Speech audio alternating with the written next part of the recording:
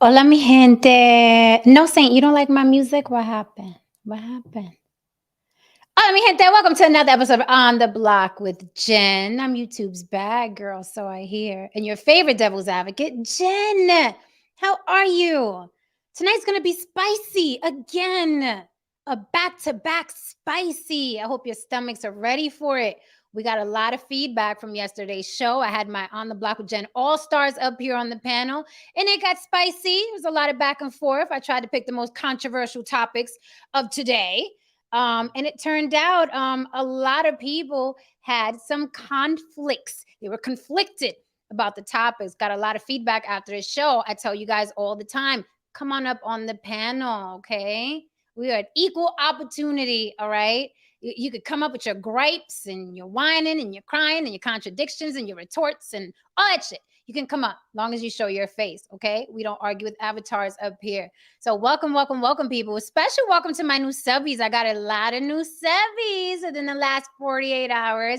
Hi, honey. I'm glad you're here. Buckle up. It gets bumpy on the block. What's up, chat? Hold me down in the chat, okay? Let's take care of the business. You already know if you want to help mama keep the church lights on, because the church lights can get expensive, hit me on the Cash App if you're catching the replay. Thank you so much for everyone who Cash Apps me when I'm off air, okay? On air is cool, but off air is even cooler because sometimes I'm doing the dishes or the laundry or sleep and I cling, cling, cling. I see my phone and I'm like, somebody sent me a Cash App because they're catching the replay. Salute to you and thank you. If you want to support Mama immediately, don't forget you could do the super chat in the comments. You know how my hearing and my vision works. It just, they clear up. They become 2020 when I see your comment attached to a super chat, and I'll throw it up on the panel and we can dissect it. Feel free to join us again, long as you show your face. You are more than welcome up to the panel to argue with any of us or add to it or disagree. But we don't argue with these people. You people that hide behind avatars, we don't do that. We don't argue with, hey man, that's not true. I don't, man, fuck that bit. You have to say that with your face and with your chest because you're pulling up to the block. Okay, you're pulling up to the block. So say it with your face, mean what you say, and say, say what you mean with your face. We appreciate you, and faces just make the conversation much more interesting. Okay. So thank you for being here this evening. I am going to talk about. Hi, Brienne. I see Brienne LaFay in the building. Hi, new mama. Brienne is a new mama. She gave us our first block baby, okay, Brienne LaFay. So we all have to say congratulations to Brienne yet again. It's a beautiful thing, her first baby. So we're all excited about that. And our first baby, it's the block's first baby. Please support her channel. Her name is right there in the chat. Follow her. She has a lot of great content.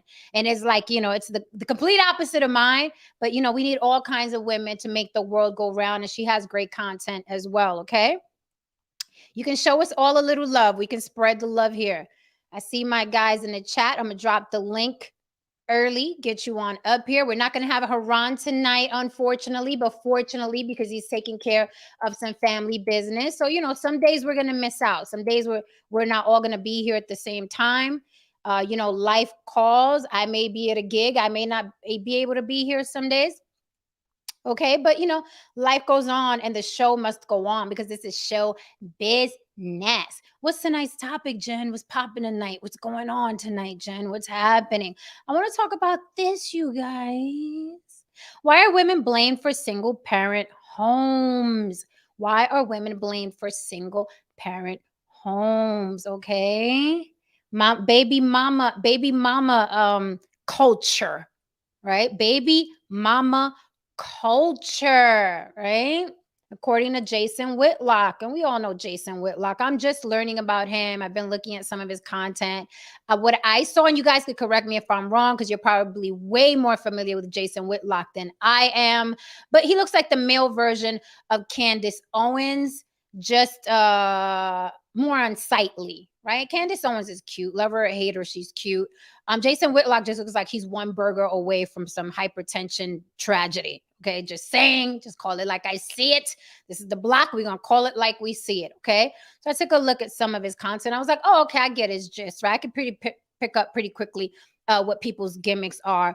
But broke clocks are right twice a day. And I did agree with some of the things he said. Aghast. I know, how could I? He's supposed to be hated 100%, right? But no, I listened to him, you know what I mean, for about 10, 15 minutes. I was like, okay, I agree with that. I agree with that. Okay, he's an asshole about that. Definitely an asshole about that. Wrong about that. Oh, but there he goes. He's right again, right there. I agree with that. Same with me. You're going to love me sometimes. You're going to hate me sometimes. It is all good. Okay. The world will still spin. So, I discovered this guy. I seen him when he went viral. He actually blamed Tyree's Nichols' death on baby mama culture. He's assuming that the officers that beat Tyree Nichols to death were all coming from single mama homes. Yes, he said that. And I have the video. Before we get into that, I do have a little chat ocho cinco appetizer for y'all. Something I wanted to talk about, okay? Because I catch a lot of heat for saying that I agree with eugenics. Oh my God, no, eugenics is racist, it's biased, there's prejudice. That scientist that made that up wanted white people to be on top of the world, right? Yeah, yeah, yeah. I remember Haran said that people don't have a problem with oppression. They have a problem when they're being oppressed, right? So this guy, this scientist, this eugenics guy, yeah, it was all about the white race and creating the perfect white race. I say anybody can do that. Any race can do that. Any ethnicity can do that. I'm a Puerto Rican woman. I can easily seek out a Puerto Rican man that's 6'3", you know what I mean, built like a god, is great with finances, and he's athletic, and I can do that. That's eugenics, right? I don't know why when white people do something, it's like, oh my God, it's racist because only they're doing it. No, you're only watching them do it. You can do it too, right? I don't really get that. Again, you guys can argue with me and correct me if I'm wrong and tell me how evil the scientist was who, coined eugenics or started eugenics or invented eugenics or, whatever, founded eugenics. But I'm a person, I believe in eugenics. I think you should mate with the best possible candidate to give your child the best possible chance in life. And Chad Ochocinco was talking about that recently, and I'm like, I agree with him. What's wrong with it? No, eugenics is racist. Is it really? I think eugenics is just, I got great genes. I'm going to seek someone out who has great genes so we can have a child that has great genes, right? Now, people can be like, no, that's biased and that's bad. What about the people that are short and fat and ugly? That's not fair. Well, then they can find someone, that's in their lane. I don't know why people get so freaking insulted about people having lanes. We all have a lane. I am 5'3", 5'4" on a good day, 5'7" in some heels. But, there are women much, much taller than me. I have great genes. I look younger than my age, but there are women that look even younger than I look young for my age. That is life. Everybody's not going to have everything. But, we're in a day and age where it's like, oh, no, we can't talk about differences of people. We're all lovely. That's bullshit. You know it and I know it. So I'm going to play this clip of Chad Ochocinco. You tell me if you agree or disagree. Now, I think there's a lot of cap with what he said. I just think he had a very friendly community penis, but he's trying to put some science to it. I'm like, no, you had a friendly dick. Let's call it what it is. You were an athlete. You know what I mean? You had privilege, and you were famous, and women knew who you were, and it was easy for you to get the booty. That is what it is. But of course, he put a scientific spin to it, but we're going to debunk that. So I am going to drop the link, get my people up here before I play this Chad Ochocinco video, which I agree with halfway. I agree with it halfway. So funny, one time I was on the Star Report and I was having a debate about eugenics, and this guy, this Latin guy, I think he's Dominican or Mexican, I'm not sure. And he was like, well, Jen, how would you feel if a man just wanted to mate with you because you got good genes and you're attractive? I said, I'd be flattered. I'd be flattered that he wanted, to multiply my genes. I would not be insulted. I would be flattered. Don't we do that, with dogs too and animals? It's like, to get the best dog, the best pit bull, the best Rottweiler. That is what we do. What's wrong with doing it with humans? Because white people do it. You can do what white people do. I promise you can. You really can. Right? So I don't believe that it's racist unless there's only one race doing it, and that race is preventing you from doing it. If they were preventing you from doing it, that's different. But you have the same 24 hours in a day, and if you look and feel a certain way, if your intellect is on a certain level, right, you can easily go find a mate that matches that or better. And again, have a child that has the best chances in life. What is wrong with that, mi gente? So let me bring my people up before I play this Chad Ocho Cinco. I have to bring up the lovely and talented Lily from YB Limited first.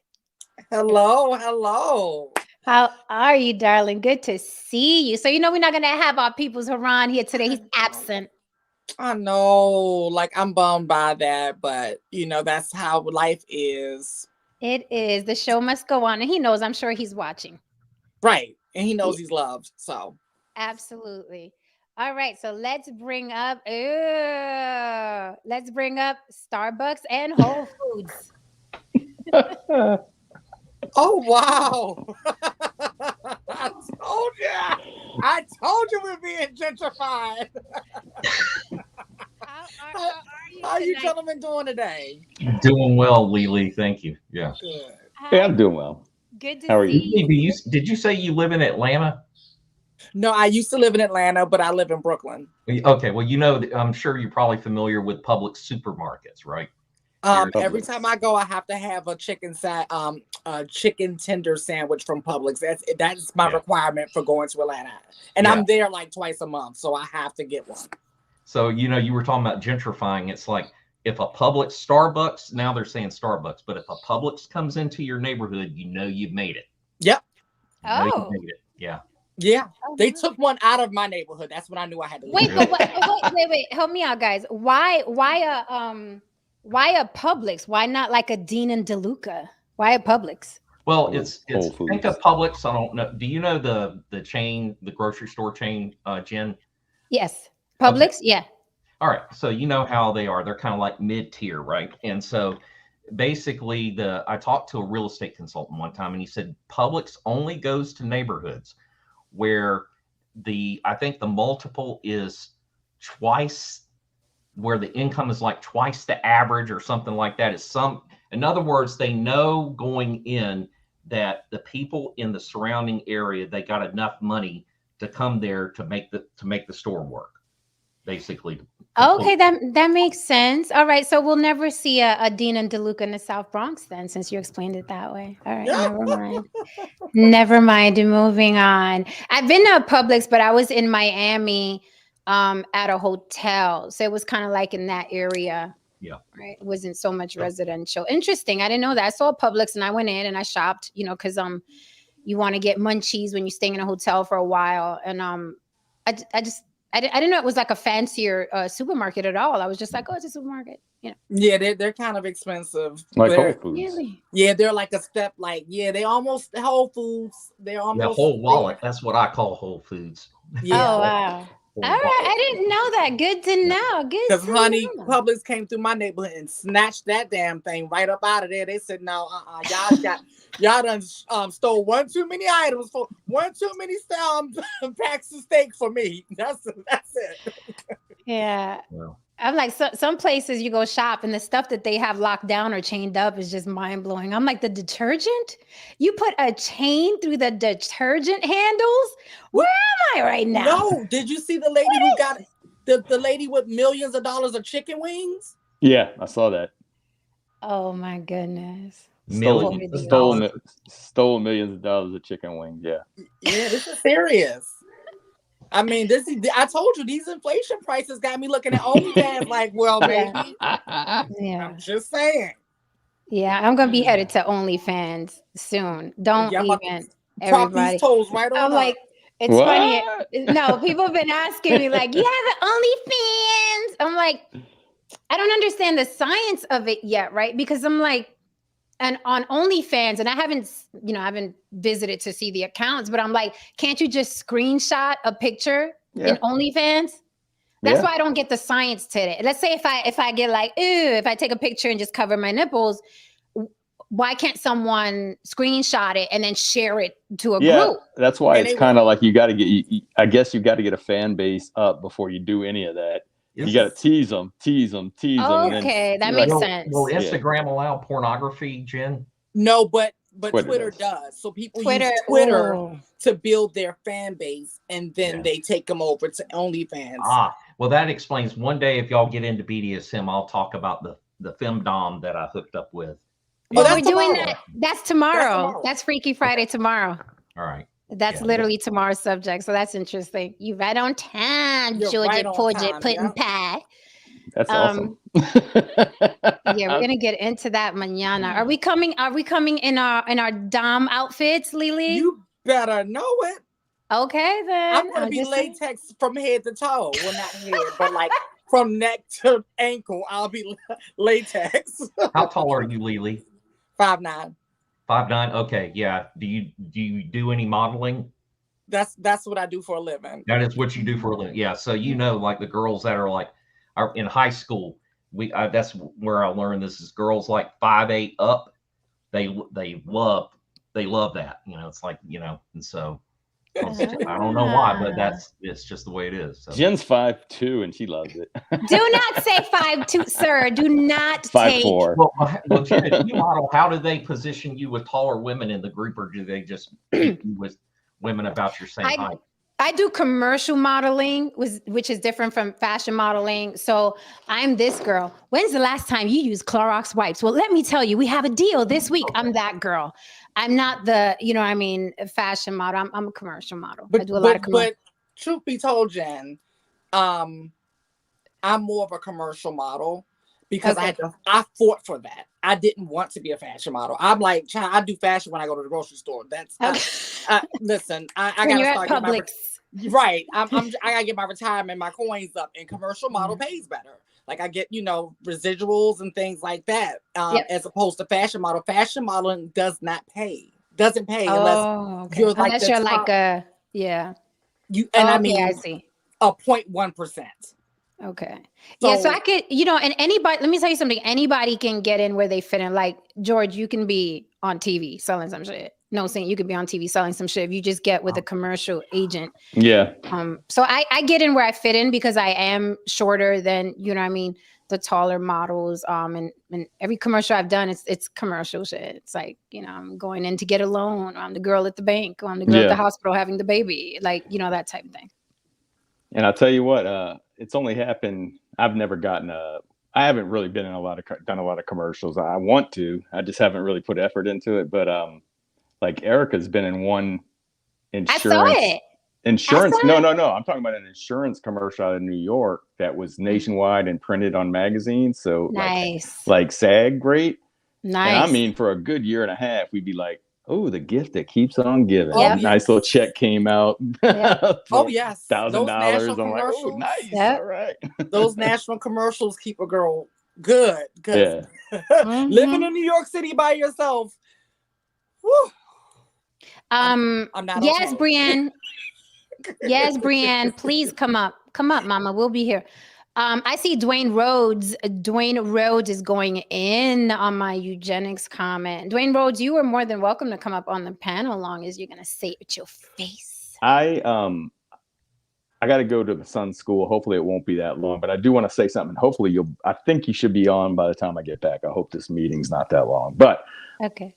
I will say that whole eugenics thing, I mean, back then when they didn't know a whole lot about the way genetics works, they probably thought it was a good thing. But listen, you can have Einstein and somebody else have a baby, and that baby not going to meet up to Einstein. It's like looking at Sting on stage and looking at his son. It's like, ooh, man, must be rough having a dad like Sting. Or it's like Tom Brady has a son. He's not going to be the best quarterback in the NFL, So I don't know. And another thing is, you might look really good on the outside, but have some kind of genetic defect on the inside that nobody can spot. So to me, I don't think it's really. No Saint is caping for the have-nots. We love you, No Saint.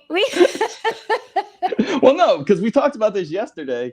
It's like you'll have two good-looking people have a child, and it's just like that looks kind of more like the girl looks kind of more like the dad, and the dad doesn't really look good as a girl. or No, you'll you're have absolutely right. two people that really aren't that good looking have a gorgeous kid. It's just like it's a crapshoot, really. You know what I mean? It is, but I think you have a better chance when you have two people in a certain field and that child is exposed to that. But what happens often is, like you said, like when the parent is so successful, you know what I mean? It's hard for the child to match up to that because this is a whole different human being that's on the planet with his own feelings, hearts, and desires. So they may not even be, you know what I mean? So I think people do it to give them a chance. And think about it. It's also when I bring up people like, say, Sting, it's also time and chance when they were living. Because you're not going to repeat that now. It's a different time in the music industry. That it's totally changed. So anyway, but listen, I'm going to, hopefully this isn't that long and I'll come back up, but I tried to get out of it. I tried to get out of it. No, it's okay. My son was like, I think you should go. I'm like, okay. Family first. We will be here. All right. See you in a bit. Bye-bye. Okay. Yeah, Jen, I gotta, when you brought up the eugenics thing, that kind of, at first, when you first said it, I really was kind of taken aback. I was like, does she really realize what she's talking about? Yes. Because this is one of the areas that, my big thing, one of my areas of study that I like is like how the Nazis went as far as they did. Okay.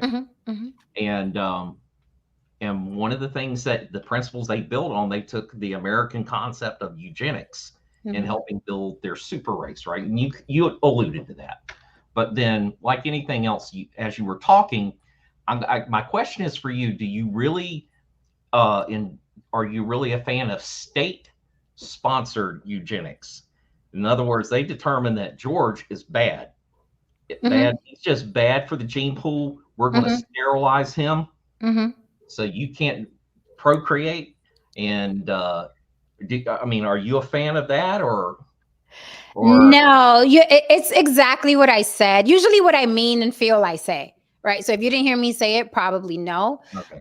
But I'm all for an individual deciding I want to mate with that person. Like I kind of did that when I had my child, 29 years ago. I was like, this guy's a competitive bodybuilder. He's a good person. Those were things I was thinking about.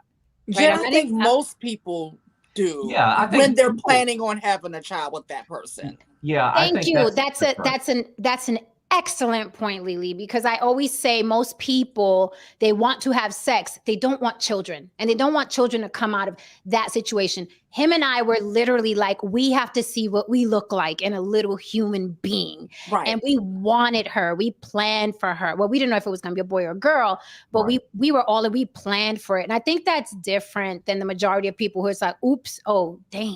Now we're parents. That's an excellent point. If you want the child, you should be planning, on the mate. That's important.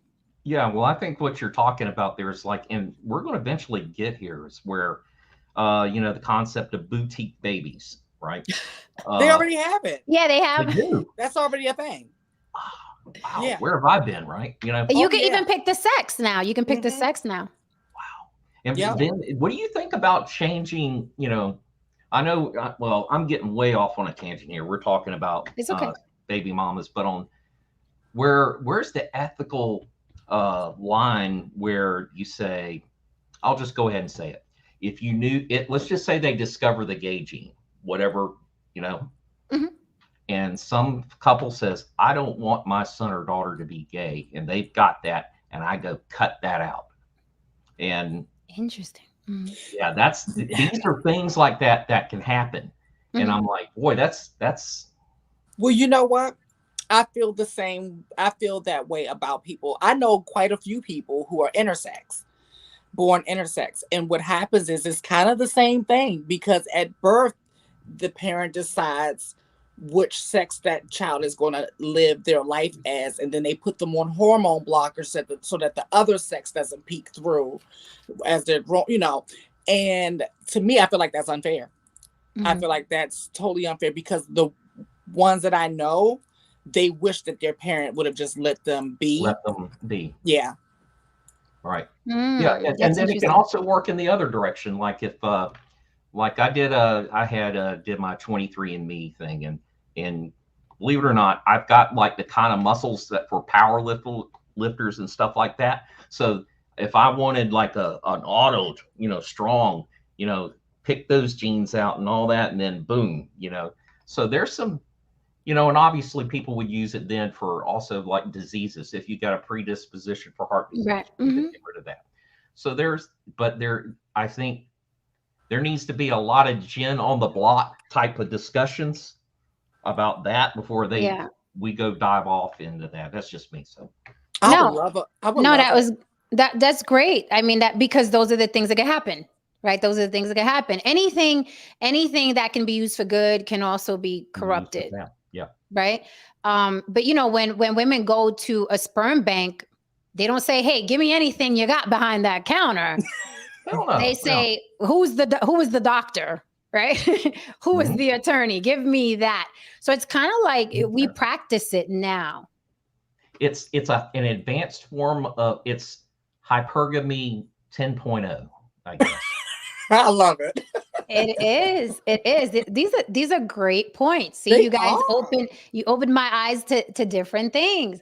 But yeah, I'm all about eugenics, meaning, let me qualify and elaborate. You should plan on having a child. It should be a smart plan, right? Right. Like if the woman knows that the dude she's dating is a drug addict and an alcoholic, there's a damn good chance that kid's going to come out predisposed. Right. For those addictive people, and why would you, and like, for me, I'll just go ahead and disclose, this is not a big deal. It's not a big deal to me, but I have one of the genes that you need for cystic fibrosis. And so I did this moral thing to me. I said, if I get with a woman and have a child, I am now that I know, I am obligated to say to her, "Hey, look, let's go get tested. You need to get tested." Because I think it would be absolutely shameful for me to bring a kid into this world that got cystic fibrosis. Because if both of you are carriers, I think the odds are like 50-50. So things like that. And what do you think about, we got No Saint back for a little bit till he gets his baby. Reese, I see you. I can't have people lighting up and smoking on the panel though, at all. So when you're done, I'll pull you back up, but I see you backstage. You good? You good, family? Yeah, I'm good. Okay, cool. So what do you think about speaking on this subject? I think, I've seen people with really severe conditions of, they have some sort of, disease or gene, and then they go and just have a child. I don't think that's cool either when there's a huge possibility that your child is going to go through that as well. And I saw a specific woman on Facebook, and she had, I forgot the name of the disease, but it's a disease where it's like they're kind of scrunched down and their tongues hang out and their eyes bulge out really badly. And she had a child, and the child has the same exact condition. Like, shouldn't that be stopped from happening as well? Like, I wouldn't do that knowing that I'm going through a life of hell, right? But then it's justified. Matter of fact, I saw on Twitter, it's justified by like, well, everyone has a right to procreate. And I'm like, but why would you do that to a child? Yeah. I want to say that I've seen that with people that had Huntington's disease that, were debating whether they have a child because, that one, you die probably in your 40s. It's a miserable way to go. There's several of them. And that would give you pause. Like there are certain things that genetically you can say, well, medically, we kind of have those things under control. And by the time maybe your child gets there, they might even have a cure, or even have it better. But like stuff like that, like you're saying, and like Huntington's disease, which, I mean, that's horrible. Like I saw where like, I want to say the dad had it, and then like his two kids later on ended up getting it. And I mean, it's just a horrible, that would give me pause for sure. Right. That's like even with Nick Cannon and his lupus, one of his children passed away. And he keeps, going for the gusto. He keeps trying. And I understand, like, okay, just because you have lupus, you shouldn't, I'm not saying don't have a child. I'm saying after you experience one or two and you got lucky, why keep, spinning the roulette table to the point where one of your babies did pass away? Like, I just wouldn't do it. Well, That's just me, though. I have a girlfriend that former friend, that people used to really kind of try to shame because she didn't want to have children, her or her husband. They were adamant about it. You know how people will tell you, oh, you're going to eventually change your mind. No, they were adamant. And now they're in their late 40s, and they're still adamant. The reason that she opted out is because mental illness runs in her family. And it appears that pregnancy or childbirth, something in that sphere activates it. And she went through hell growing up with a mother with mental illness. Like she had to quickly become the parent. She was the one who pretty much raised her mother. She had to make sure the bills were paid, like, because her mother was on a fixed income. And so she had to sit down in like elementary school, like balancing checkbooks and shit. And so she was just like, I'm not going to even remotely give a child that chance. I'm not even going to do it. And that's fine. That's fine. So I'm going to play this video since we're on the subject, and we can dissect what chat. Chat is like the gift that keeps on giving. He says some of the craziest shit. I love it. Nick Cannon before Nick Cannon. I was Future before Future. Yeah, you were. Sometimes I don't get upset, but I'm like, why don't never lump me in? But I'm so active with mine, and you see me with mine all the time. All of them, when we go somewhere, we all go as one little army. So I'm never lumped into that category. But like I understand there's a reason, there's a method to the madness behind what Nick is doing. Right. We don't know what it is. Right. He hasn't expressed what it is, but he's doing it for a reason. My reason was during those times when I was younger, I wanted athletic children. Right. So therefore I dated those who had an athletic background. Right. I need to see, what did you do in high school? Did you cheer? Did you play volleyball? Did you run track? Right. Did you do Softball, anything athletic? soccer? Do you have footage of anything? Then you got men these days, you go after these beautiful women. Yeah. You go on dates to these 5-star restaurants. Nah, go to Dave & Buster's. See about a lateral movement. Can she run? Can she move? Then you have kids and you wonder why they got 2 left feet and they get picked last in PE. Huh? Because you're going for aesthetics. Yeah, she's gorgeous. But when you have a kid, then what? Right. I'm not raising models. Right. I don't want no model. Right.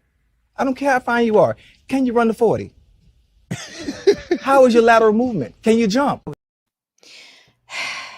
What the hell is wrong with models, Chad?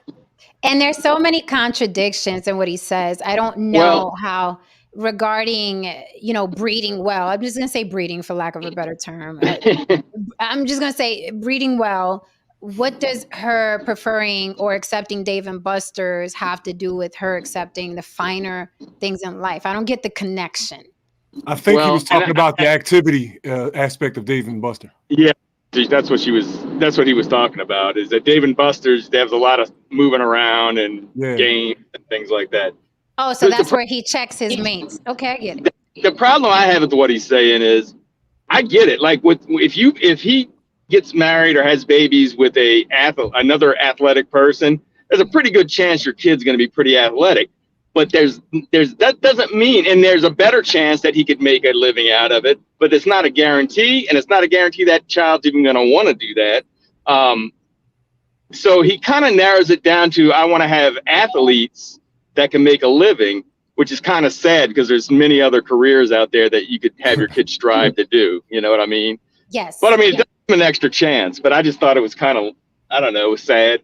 That's I made some okay money when I was modeling, man. Modeling is all right. You make some bread doing that. I made a couple dollars doing that. That's why I was offended. I was too. So I guess he's saying that. I guess he's saying that because he's an athlete. I'm sure like Giselle Bundchen and Yolanda from that, I think it was Housewives of New York. Like she has two models in her family, the 2 supermodels, and then her son is also gorgeous. I'm sure she knew, like, well, didn't she create them? she created them with a bunch of surgery. They had the height. Well, yes, they did. They did get surgery. They did. Yeah, she created, which I'm not mad at. But before the surgery, I thought they were still attractive people. I did too. They had like that Greek statue face. You know what I'm talking about? Right. Exactly.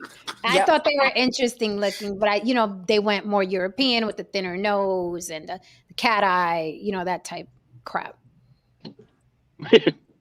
So I'm sure that was the goal for her, since she was a model. But I just think he has 6 baby mothers, to be clear. He has 6 baby mothers. So, and he has about, 9 children now? 9 children. He did say he was Nick Cannon before Nick Cannon and Future before Future. Another thing I found interesting is how Shannon Sharp, they laughed it off, and it was like, hey, yuck, yuck, yuck, yuck, and they were slapping each other on the shoulder. Had a woman been sitting there and said, listen, I have 6 baby fathers because I ran track, but the fathers are all, you know what I mean? They all ran track, and that's why I have 6 baby fathers and 8 or 9 children. It wouldn't have been a laughing matter. Right. And that is always my problem.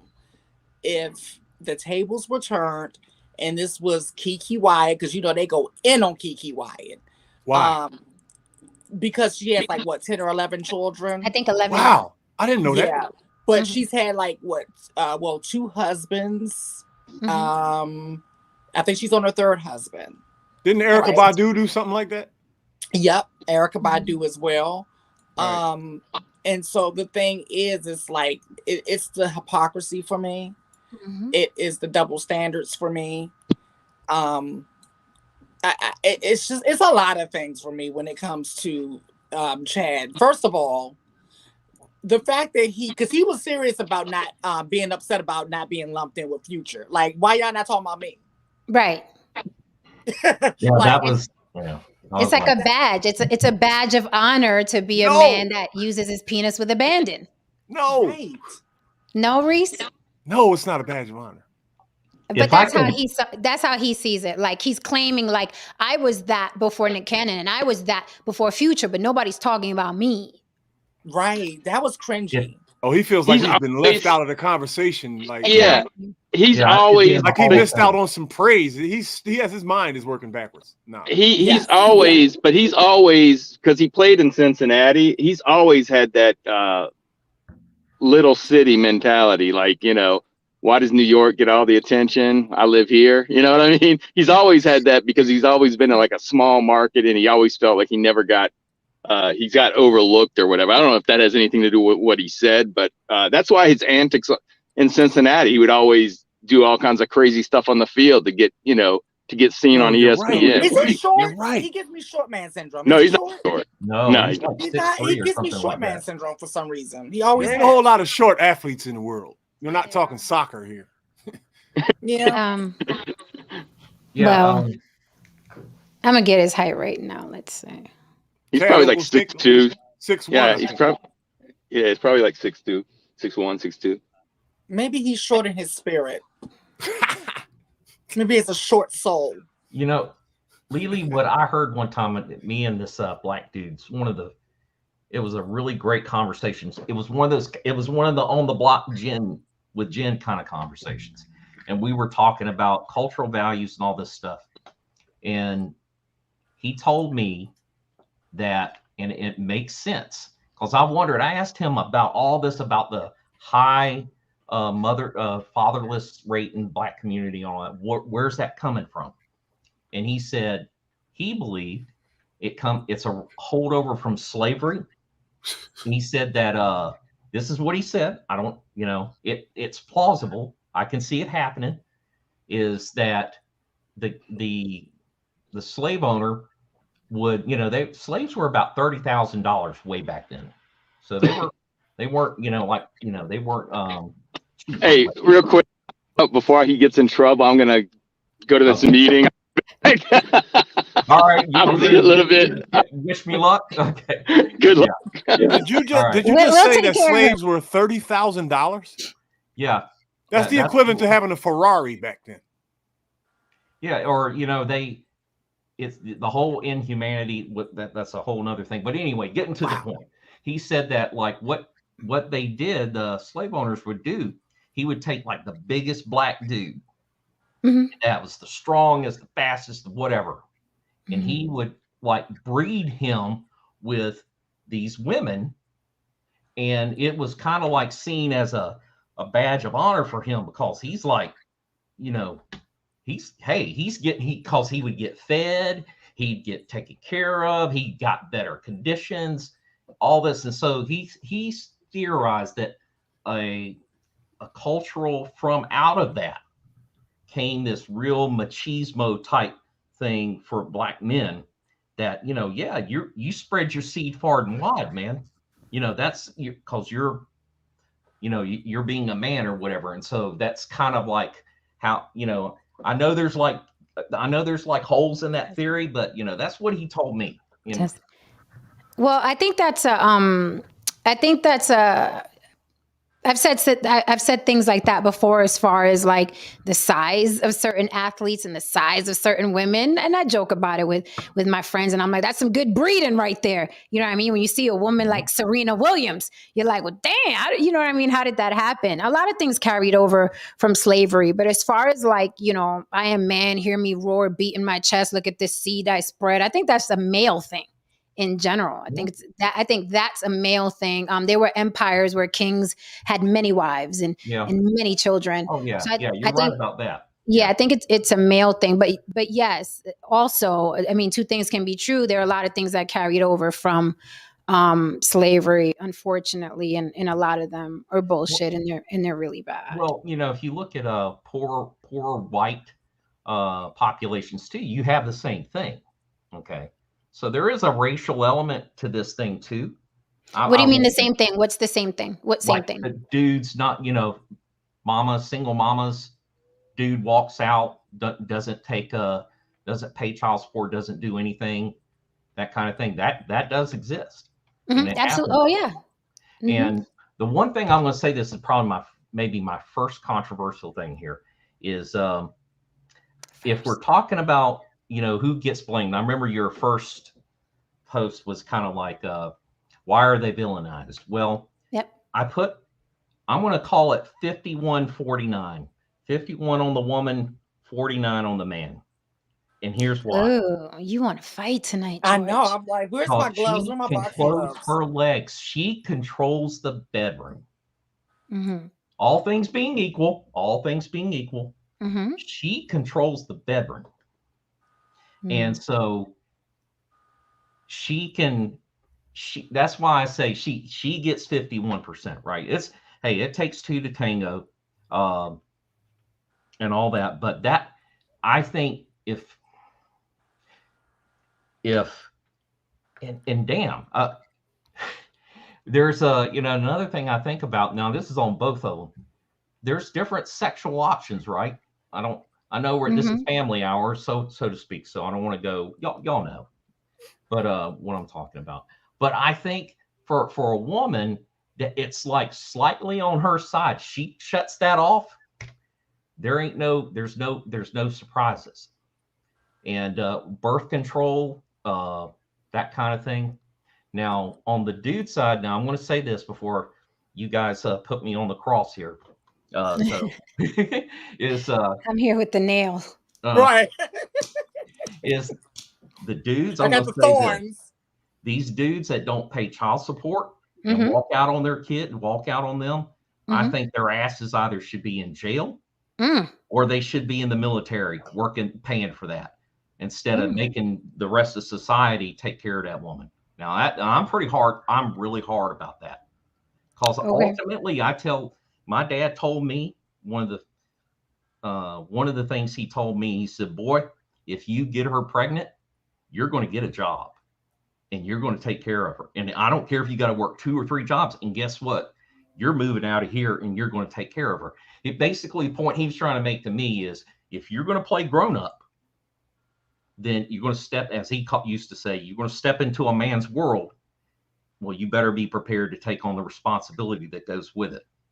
So So I Okay, think so I think there's in this whole problem, it's like I was saying the other night, men aren't teaching their sons right. And so that's where I go. So all right. Okay, so I will say, Lily, you got them nails? I got the cross. I got the crown of thorns. We about to do this. Good. So I will say this. You know, I know women have a reputation for not knowing what they want and being sometimey and being emotional, right? So men, I will always see them forever and always. I expect leadership from men. I don't care where you come from, what race you are. That is what I expect as a woman. Once I see that you cannot lead, I want nothing to do with you. And I'm talking about a romantic relationship, but it'll, you know what I mean? It'll die down and then it'll be over with. But here's the thing. Men want submissive women. And then when they're submissive, that's a problem too. Because you say, well, it's up to the woman and she can close her legs. But if a man is a true leader, he is going to not follow his dick. He's going to say, since I am the leader, I don't want children. Therefore, I'm not going to sleep with you without a condom. And I am a leader and I am going to lead my way out of this situation because I don't want to be your baby daddy. I don't want to pay child support and I don't want to raise children with you. We are allegedly, supposedly the weaker vessel. We must follow the man. We must be submissive. Yet when we crack open our legs, your brains, your bodies, and your dicks go to shit. So are you leaders? Or are you not leaders? Make up your mind, because when we see that you're not leaders, and I'm talking generally, when we see that you're not leaders, we take over, but then you don't like that either. Right. So it seems to me like men are the ones that are emotional and men are the ones that are unstable and men are the ones that follow their dicks no matter how smart, intelligent, wealthy. We've seen many an empire crumble over a vagina. So men have to make up their minds.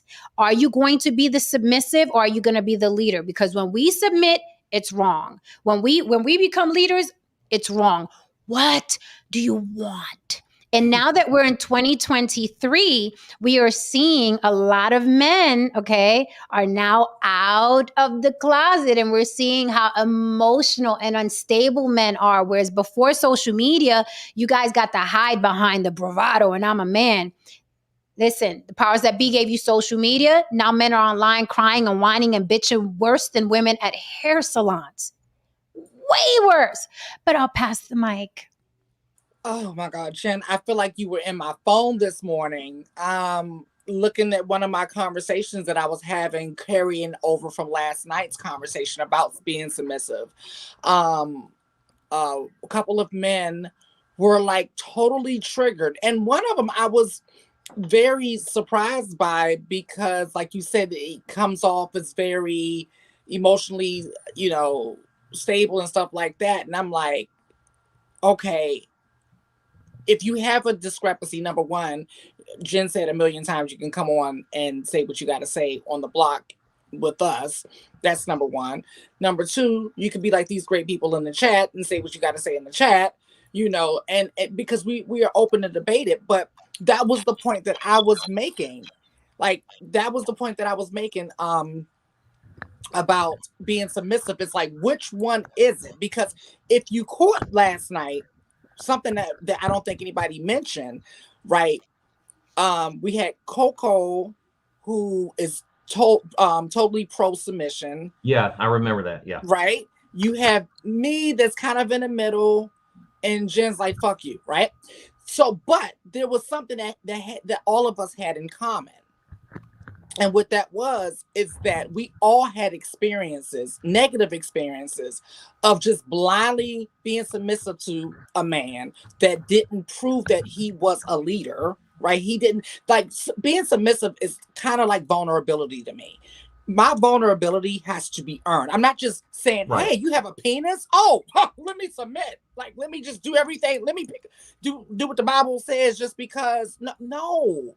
Like, do I know that you have the same type of or similar values and moral compass that I have? Like, do I know what your goals are? Like, I have to know what it is that you're providing before I start submitting, because I've been, and this is the thing with the modern woman.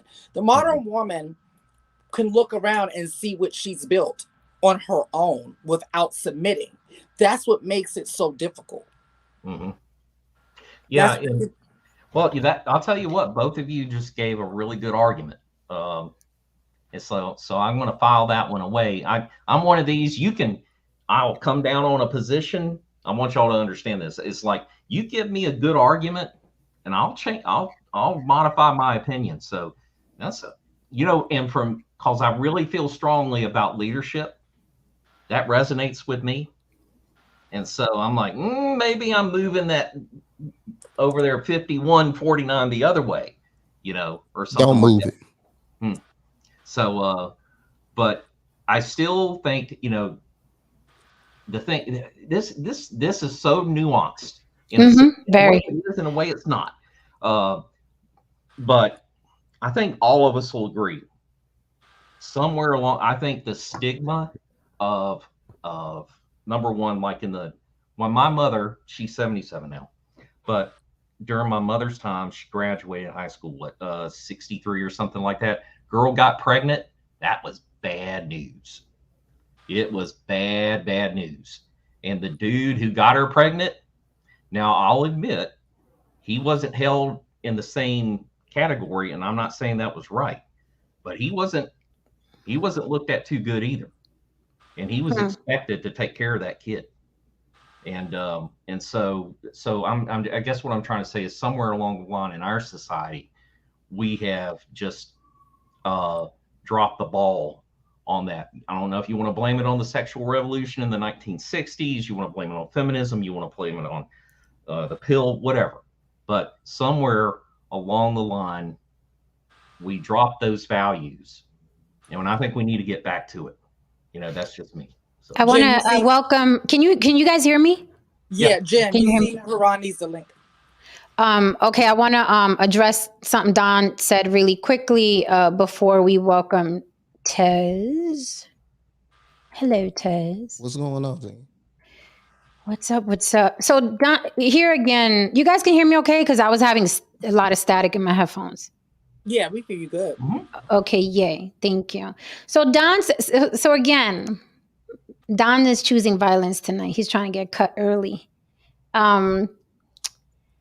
Before Don said, okay, Don says, I see a lot of guys in the chat. No, it's up to the woman.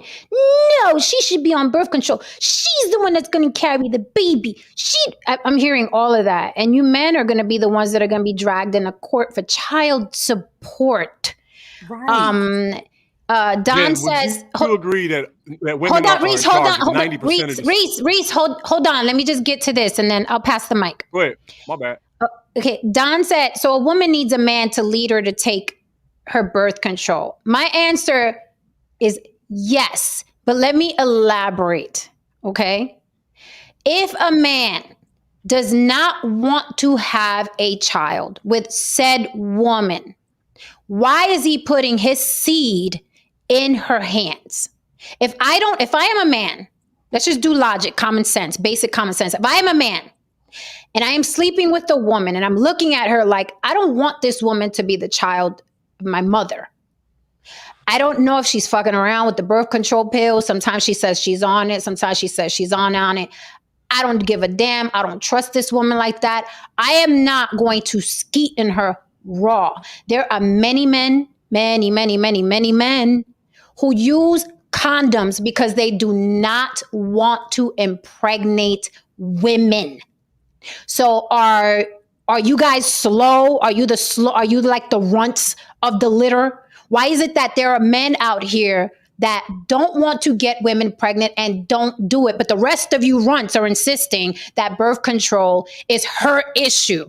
So you have no control over your penis whatsoever, because I am not taking that risk. Now, some people, they just want to smash. They got the booty call. They got the friend with benefits, but they don't want to bring children in the world with that particular person.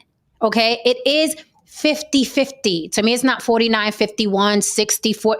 It is 50-50. 50. You cannot put that on the woman because, oh, she carries the baby. Oh, it's her job to say no. No. If you don't want a child, sir, whoever the man is, control your penis. Use a rubber. Yes, it is. And again, it goes, and I'll pass the mic after this. Again, are you a leader or no? Because a leader is not going to leave his seed in the hands of a woman that he doesn't know, okay, is using the birth control pill or not. Me as a king, as a leader, I am not going to leave my seed in the hands of a woman who I don't trust, who I don't know is responsible enough to take her pill. I'm not going to do it because I don't want to pay child support. I don't want to lose my license. I don't want to be grounded and they take my passport. I don't want to go to prison for you. I don't want to have kids with you, lady. So how hard is it to just not use my penis with abandon? That's my argument. I will pass the mic. Pull up Haran DeMarco. Haran, after I told everybody you wasn't going to be here, not here.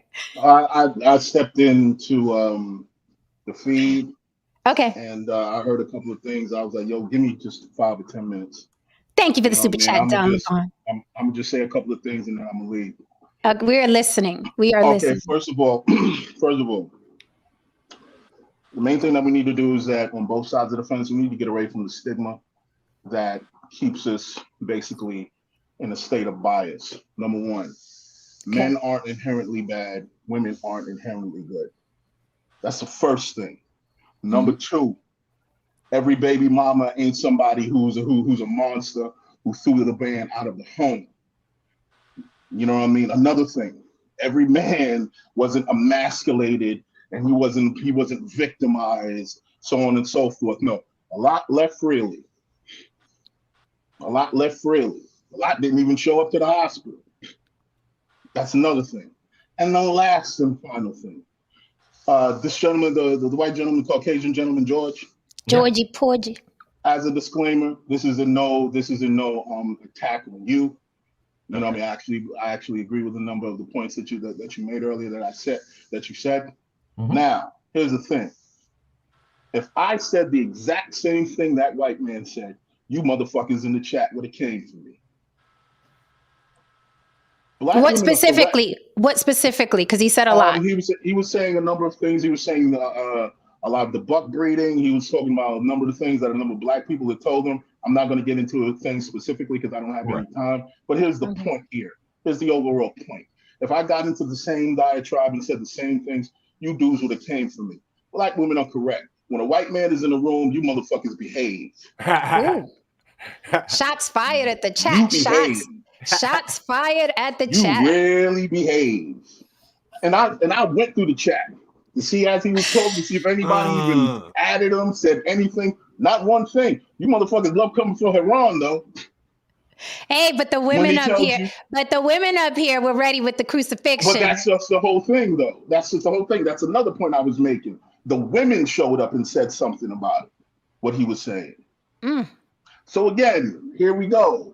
In real time, you saw with your own eyes, the women were fighting and you motherfuckers were sitting there in the chat just being just good niggas. While the white man was actually basically critiquing your culture. A white man. And you often say a Spanish woman is over here critiquing your culture. And you love getting in her chat and basically saying, watch you all up in black business. But anytime a white man has anything to say about black business, you got nothing to say. So with that, I'm going to leave you with that. I'm going to go tend to my child. I'm going to go be a black father. Thank you. Tend to my daughter. So she understands a few things. Haran, let me ask you something real quick. Yes, the point about the slavery and all that, was I full of, and from what you know and everything, was I basically, what that dude told me, was that just a bunch of bullshit? Or is it kind of like, yeah, part of it's true, but there's a lot more to it kind of thing? It's a multi-layered situation. It is true on one account, but I will say that black people in general, and this is scientifically proven, physiologically speaking, black people have a degree of fast twitch muscles that most other races don't have.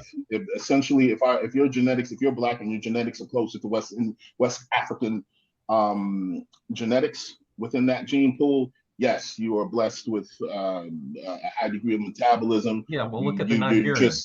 you're just Those dudes are huge. automatically muscular, so on and so forth. So a person such as myself, you know what I mean? I'm shaped a certain way naturally, you know, so it wasn't complete bullshit. But like I said, there's a lot of layers attached to it too, though. But you know what I mean? That's a conversation for another time. But again, you know what I mean? At the end of the day, brothers in the chat have the same energy, man. Have the same energy, man. Take people to task, man. Open your mouth. Be real with it, okay? Y'all be good, man. All right. All right, see you, Thank you, Ron. Haran. All right. Yeah. Shots fired at the chat. With that said, thank you for this super chat. Don Levon Don says, well, if she didn't want to be a single mother, then don't have sex and get pregnant without being married. Tell the man no sex without a ring. He's not going to take it. Again, it sounds like a 50-50. So my question tonight is, why are women villainized for raising children? The father abandons. I would think that the woman, the single mother, should be praised because she doesn't have the luxury of leaving like the men do. The men just leave. The woman has to stay there. But even when she stays there and does the best that she can without a father present, she gets villainized and bashed for it. Meanwhile, the asshole who left, okay, doesn't even get mentioned. And that's why I wrote in the thumbnail, can we remove single baby mama with father abandoned homes? Because that is what it is. She's raising a child in a home that the father abandoned. Okay. So my thing is, fine. Let's stop pointing the finger at each other. But if we must point fingers, it is 50-50. It takes two people to have a child. Now, with that said, I will pass the mic to the gentleman and let me hear all the excuses of why men use their dicks with abandon. Go. I don't know. I've been guilty of that myself. What have you been guilty of, Reese? You know, being careless with the tallywhacker. Mm-hmm. Yep. But I think women are 100% control of the sexual energy on this earth because they're the pursuant. Pursuee? Mm-hmm. Yeah, pursuee, right? Am I saying that right? We get it. Just because of that. It's not men against women or anything like. I just think because of the fact that we pursue you control the sexual energy on the earth, so that the problems that we're having, I do believe, could be shut down overnight by women. I think y'all could fix this situation quicker than we can with action. You know what I'm saying? And I don't know if the red pill sector is calling on that. And let me give an example. Like, if you all demanded that we all get college degrees, right? Nobody gets no guts until you get a college degree. Let's say every woman on the earth agreed to that, right? Tomorrow morning, guess where I'm going to be at 8 a.m. Where at? In line at the nearest university. And if anybody wants to try to take my spot, we're fighting to the death for that. Go ahead. You understand what I'm saying? Yes. Like, you could, the men probably could do the same thing, you know, but I think y'all could get it done faster. Okay. So with that said, you know, I disagree because men are leaders. Again, I asked the question, are y'all leaders or nah? Okay. So I say it again. Are y'all leaders or nah? You want women not in to that submit? area. No, I'm saying in general. You want women to submit so then you can say that we can change things. Which one do you want? Are you leaders or not? Is my question tonight. Are you leaders or not? Because you just said, well, women could do it faster than we can. Why can women do it faster when y'all are the leaders? Because if I'm doing something, if I can do something faster than the man that I'm with, if I'm leading the man, what the fuck are you here for? And that is was my question. Yeah, that was the point we were making last night. That's my question. So I got a little confused because we were talking about like single moms and how to, you know, the single parenting thing and sexual habits. But you're talking about submission and Reese, no, Reese, you're absolutely fine. And your opinion is absolutely fine. Yeah, we're just going back and forth. Your opinion is fine. You don't have to change your opinion for anybody. No, we're just sharing. Sure I'm on point. You are. We're just sharing what we think about the situation. So really quickly, before we hear from the new gentleman on the panel, let me play exactly what Mr. Whitlock said. That way we have an idea of why this stream is even happening, okay? It's just a few seconds. So listen up and then we'll dissect. It looked like what young black men do when they're supervised by a single black woman. And that's what they got going on in the Memphis Police Department. They've elected some or put some black woman in charge of the police force. And we're getting the same kind of chaos and disunity and violence that we see in a lot of these cities that are run by single mothers. If we want to discuss the breakdown of family that leads to disrespect for authority, that causes you to resist the police and run from the police and not comply with the police because you resist authority at all time, because there was no male authority in your home, let's have that discussion. But that's not where they want to take us. They want to take us down the path of saying, you know what, this is Tucker Carlson's fault. So let me elaborate a little bit on that. After the Tyree Nichols murder, what people were doing online a lot, there was like a resounding, well, those black cops are showing off for Whitey. They were doing that because the white supremacy, and had it not been for white supremacy, these black men would not be showing out. And it's the trickle down from the system of the white supremacy. So that's the conversation that was being parroted online. I was against that conversation because I think black men are very much capable of being savages like every other race and ethnicity on the planet. I don't think that black people are morally superior. I think an asshole can come in every race, ethnicity, and gender on the planet. But for some reason, in this case specifically, and in many other cases, but we're talking about Tyree Nichols, for some reason in this case, the people wanted to absolve the black man from being responsible from acting like a savage. And in my opinion, those men acted on their own accord, what they wanted to do. They were a pack of wolves that night. They were the Scorpion crew. They were called the Jump Out Boys. That was their culture within their group. But even yet and still, people were saying, well, it's because of white supremacy and it's a trickle down, which is why Whitlock said, well, they want to blame you, Tucker Carlson, because you're the white guy and white supremacy. Another thing he said that was interesting was he said these cities are run by single mothers as if no men exist, right? So again, I ask, what the fuck are y'all doing? What are you good for? He said cities run by single mothers. So where are the men? Where are the men? Oh, can I say something real quick? First of all, a lot of these chicks get in these positions because of a whole lot of woke bullshit, right? Now, I get the point the dude was trying to make, because I sat in jail with thousands of people for 10 years, and every guy I talked to came from a single mother. There was very few inmates and savages in prison that came from a single father or had two. The only people that had two parents in the home were like mobsters and stuff like that. But I get the correlation that he was trying to make, but it sounded like he might have been rubbed the wrong way by a woman that day, a little bit. You know what I mean? Okay. And basically all these arguments we have is over the math. That's why we come up with these things 50-50. Single motherhood comes about a lot of different ways, man. Sometimes there's there's an asshole man that walks out. Sometimes the woman, will create a situation that would just exude him completely. You know what I'm saying? That's what happened to me. That's what people disagree with, though. Like nobody disagrees. People die, right? That makes single mothers. Okay, don't talk over each other. One mic at a time. Don't talk over each other. No, I'm gonna let him go. No, I'll let him go. Go ahead. Okay, go ahead. No, I'm saying we've never had an issue with saying men abandon their children. Right. We've always said that. That's always been the number one. 100 years. 100 years. Abandon their children. The moment we start to give women some responsibility in what they do, and it doesn't mean you're not a leader because you hold a woman accountable for her own autonomy. A woman, I don't control you. I lead, but I don't control you. I can lead a football team and a wide receiver can run the wrong route and I throw an interception. That does not mean I'm not a good leader.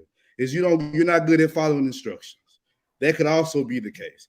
But to Jason Whitlock, let's just say this about him. He's a Republican pundit. Let's make that clear. Like he's going to say what needs to be said, that the power structure goes with.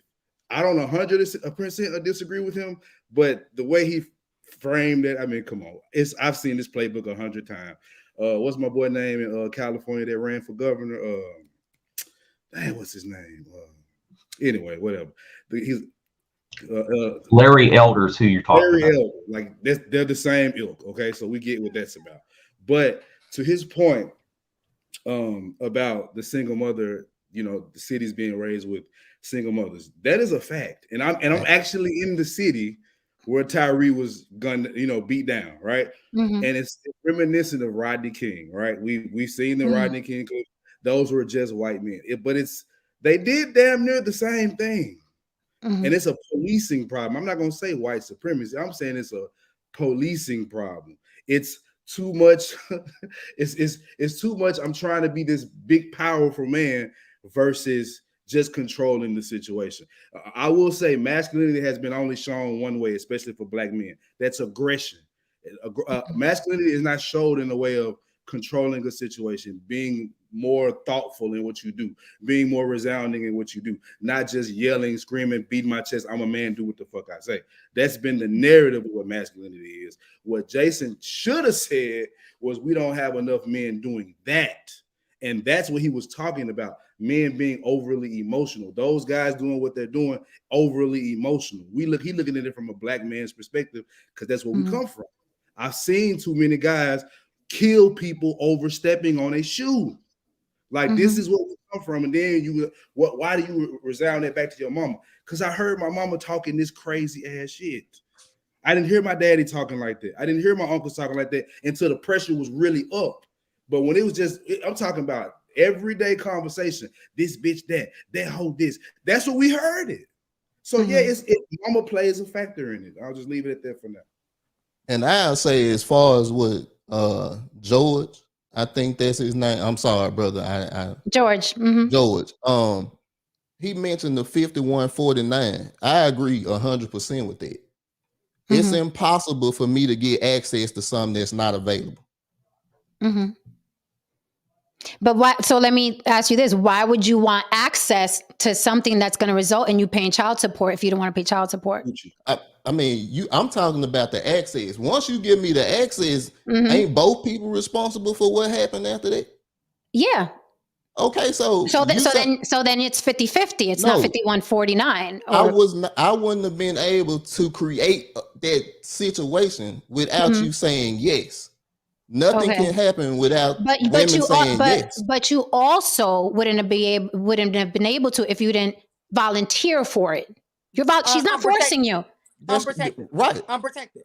Right. Unprotected. She's not forcing you. That's your penis, right? So you're responsible for your penis. Correct. And so you know that going into a vagina without protection could possibly result in you paying child support for the next 18 years. Hey, let me break down real quick why it's 50-50. Number one, we're going to pursue, right? That's an initiation right there. Yes, sir. You started it. The woman finishes it off. She makes the final decision. So there's two gangster decisions made, one by each party. That's split down the middle, kind of. Like you could say she had the option to close her legs, you know what I'm saying? But I'm telling you, dog. You had the option to not want to go in between her legs. That's what I'm saying. Listen, there's been situations where I knew I shouldn't have hit, and I should have walked. And no child came out of it at all. I'm just talking about regular situations where I knew I shouldn't have hit. You see what I'm saying? So 50-50. That I don't know. Maybe so. You know what I mean? I can't put the edge on the woman there because the initial act starts with us 99% of the time. You know, what they do make the final decision before the act takes place. The final decision is made by the woman. Like she can cut that shit off. After that, it's great. You see what I'm saying? So maybe that 1% you can get it there. But come on. So I'm trying to see what this. If it's not initiated in the first place, we can go back and forth all day like that. You know what I mean? Yeah, but I'm just trying to picture this in my head, right? So let me just give the scenario because I like to produce, right? So I'm seeing like you pursuing the woman, right? Her agreeing to it, her saying, "Oops, I'm pregnant," and then you saying, "Well, bitch, you should have closed your leg. You shouldn't have never gave it to me." Like that's exactly what they're saying. That's exactly what they're saying. That's not what that is. That's exactly what they're saying. That's not what that is. Hey, I'm not responsible. They're basically they're saying I'm not responsible for what my seed does. I'm the man in this situation. Of course, I'm responsible. What are you saying? Hey, nobody said it at all. So then it's 50. Then it's 50. Look, we're not gonna paint that two things can be true. I know that's trending online. And everybody's like two things that can be true. But here's the thing: it is 50. It is 50. It is not 49, 50. It is 50. 50-50, I would have rights over the child when it's in your womb. It is 50. Now, what the court does, listen, before she has to take your deadbeat ass to court, if there was no such thing as court. What about when you're married? It happened to me when I was married. What about then? Hold on. Can you answer the world doesn't revolve around our personal experiences. Now we can talk about our personal experiences, but your situation is not the same situation as that guy and that guy. That's logical, right? Or does your situation mean that's what every man went through? Let's just use logic here. It's a logical question. We don't have to relate it to everybody, but what? Okay, so that's my only point. You just said you're dead. Okay, first of all, calm down. You're not in court, and I'm not your baby mama. Relax. We're gonna get through this. I promise. Okay. I said we can talk about. You actually were the one that was disrespectful. Don't do this again. Please. Okay, so. Are you okay? Are you okay being on the panel? Because it's too much for you. Emotional. He's being very emotional.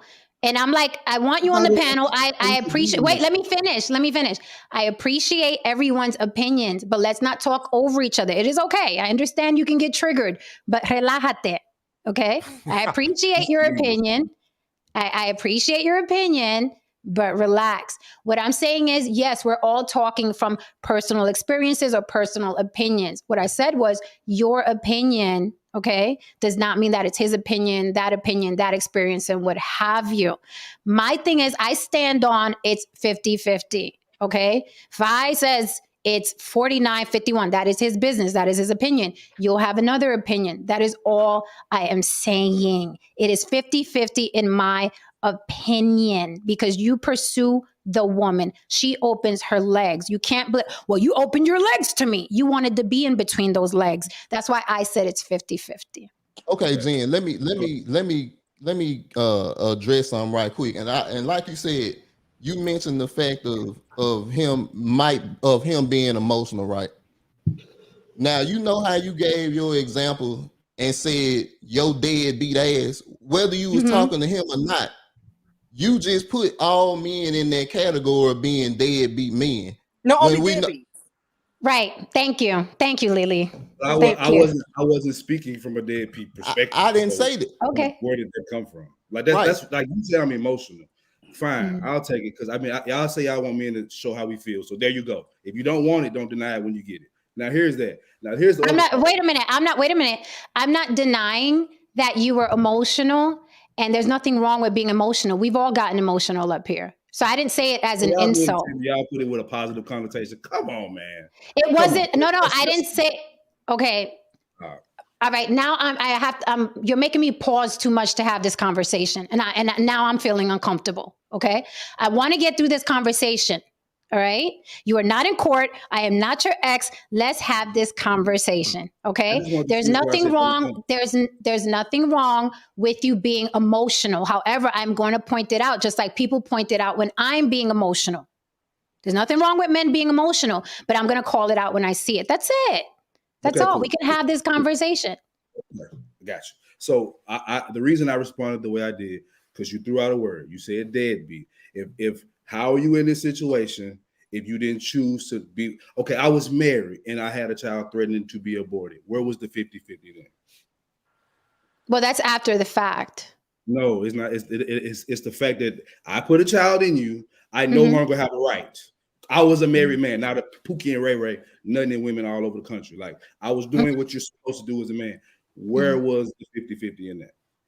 Well, unfortunately for men, when they want to keep a child and a woman does not, right now, there is no law in place that protects men, right? There's no law in place that protects men. Unfortunately for men who want to have a child and a woman is like, I'm not having it, I'm going to get an abortion.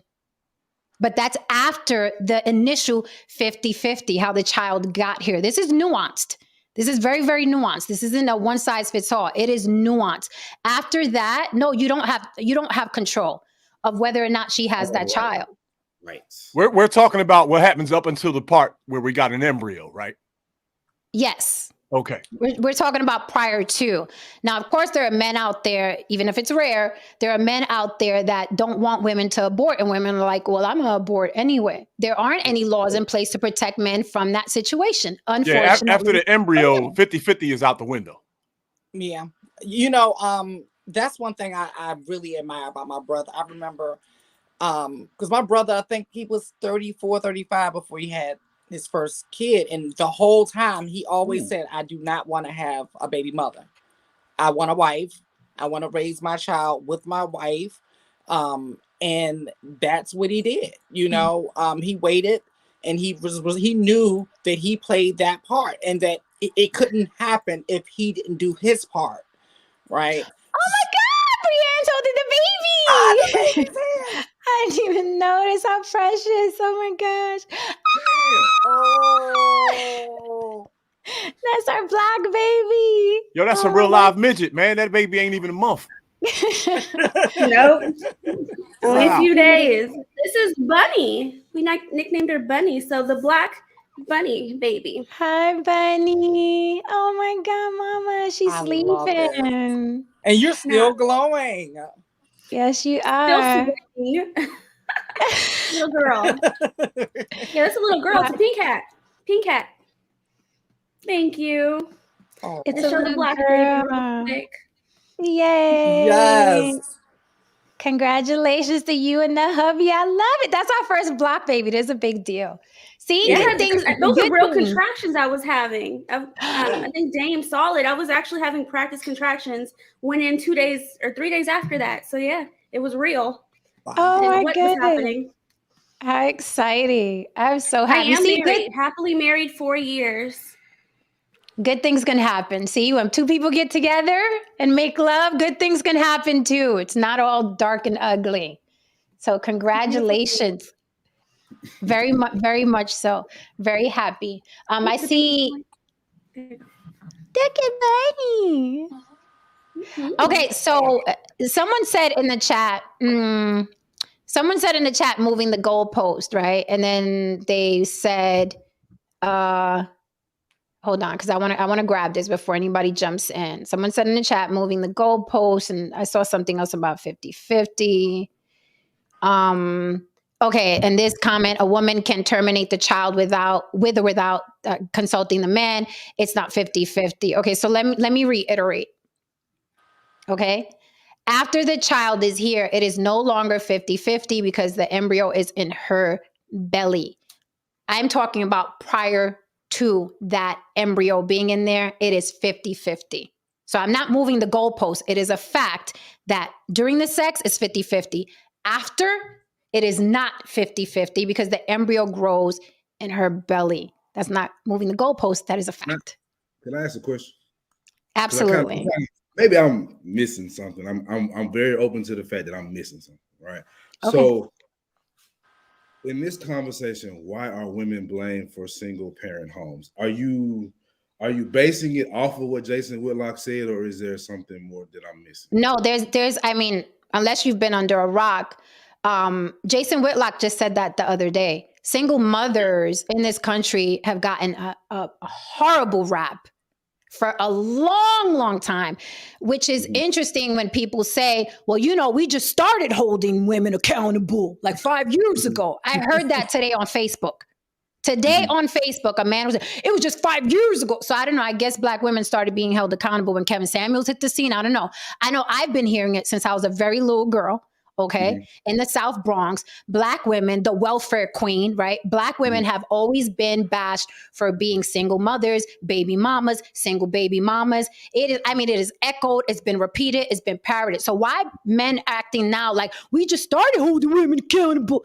Black women have always been bashed about being single mothers. And I always found it curious, although it was not my personal experience. Okay. I don't understand why the weight was taken off the men. I'm like, well, isn't she raising a child in a father abandoned home? Didn't the father abandon his child? Didn't he leave? right? Mhm. And then that conversation on Facebook went, it trickled into, yeah, but black men are removed from the home. And that took us somewhere else because I'm like, well, why? You got Asians, you got Latins, and you got white men. They're not removed from the home. So how is it that black men are so Yeah. easily disposable? Who's removing them from the home? And who owns that home? How is he so easily removed from a home? That's curious. Why is it so easy to get rid of a black man? Who's the home? Because let me tell you I something. can answer this one. I can answer that one. Let me answer this, and I'll pass the mic to you, Brianne, because my dad wasn't nobody, not no welfare, not no government, not no woman, removing him from his home. So that's how I grew up. Brianne, what were we saying? I just want to, because I want to frame what I'm trying to say, and I ain't gonna take long, but I'm just saying, okay, let's remove the old Section 8 argument. That's not what I'm talking about when I say men can be removed. Let's say a man cheats on his wife, right? Mm-hmm. She decides to divorce him, right? Mm-hmm. And he doesn't get, he has to fight to get the bare minimum custody. Would that not be her removing him from the family? His actions caused her to remove him from the home. His actions. Consequences. Right, their consequences. Yeah. Right, his Action has a actions. reaction. Yeah, It's because cool there when are men. Okay. Say again? I said it's cool when he fuck up, but okay. Well, but here's the thing. Right? No, but here's the thing. Here's the thing. There are consequences for every action. If he respected that woman, his home, and his family, he wouldn't have risked it for random ass. Right? Or am I wrong? Like men could just do whatever with abandon. Again, we're talking about a man using his penis with abandon and he doesn't want consequences. Again, we're talking about that. Okay, what if she cheated? He divorced her. Is that the same thing? Mm-hmm. Then he has consequences. It's the same thing. These are the things you think about prior to cheating. Can I pay the consequences? I'm not disagreeing with y'all. I'm just asking because I'm trying to see if you're consistent.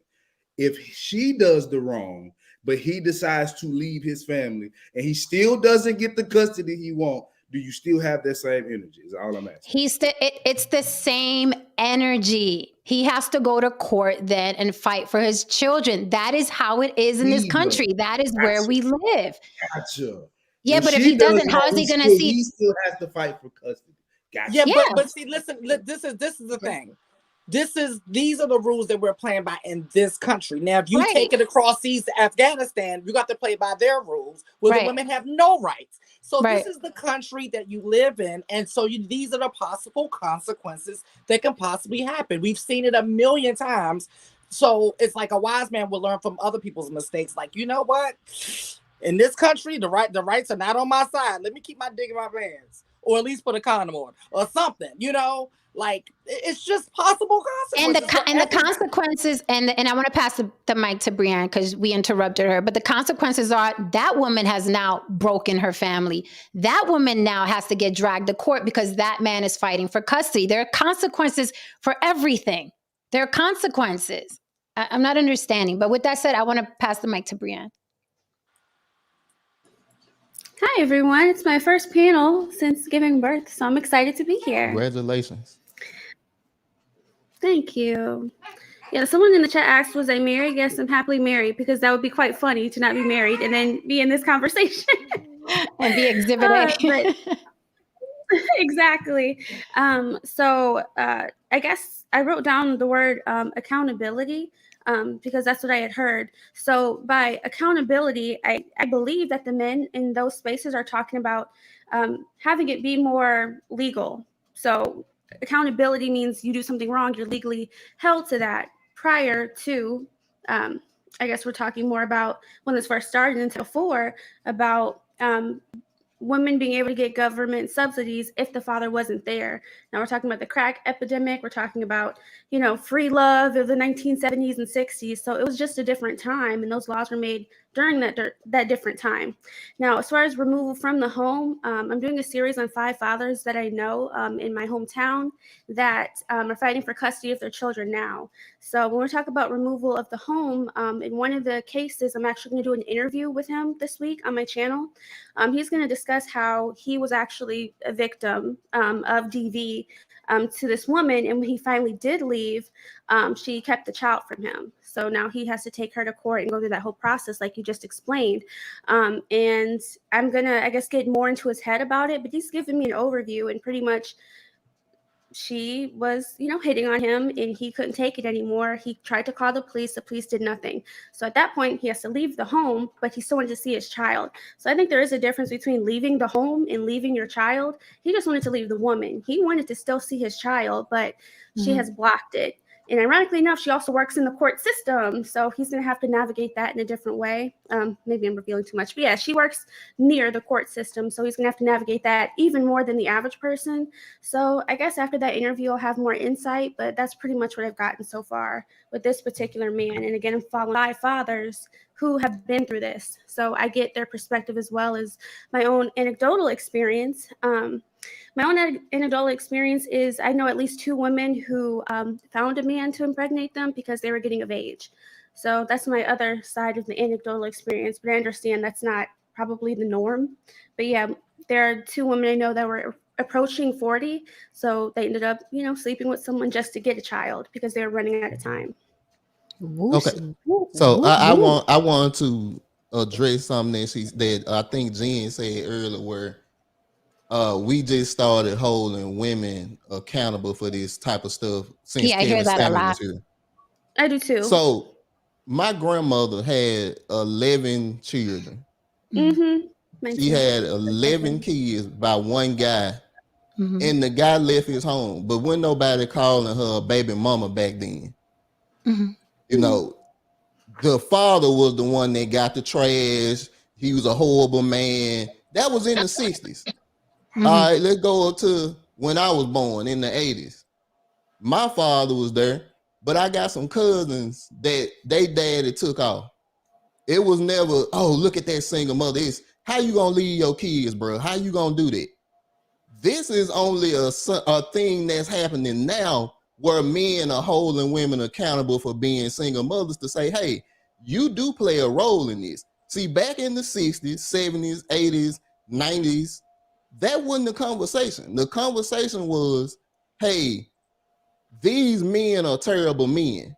Nobody held the women to that same 50-50 standard that you're talking about.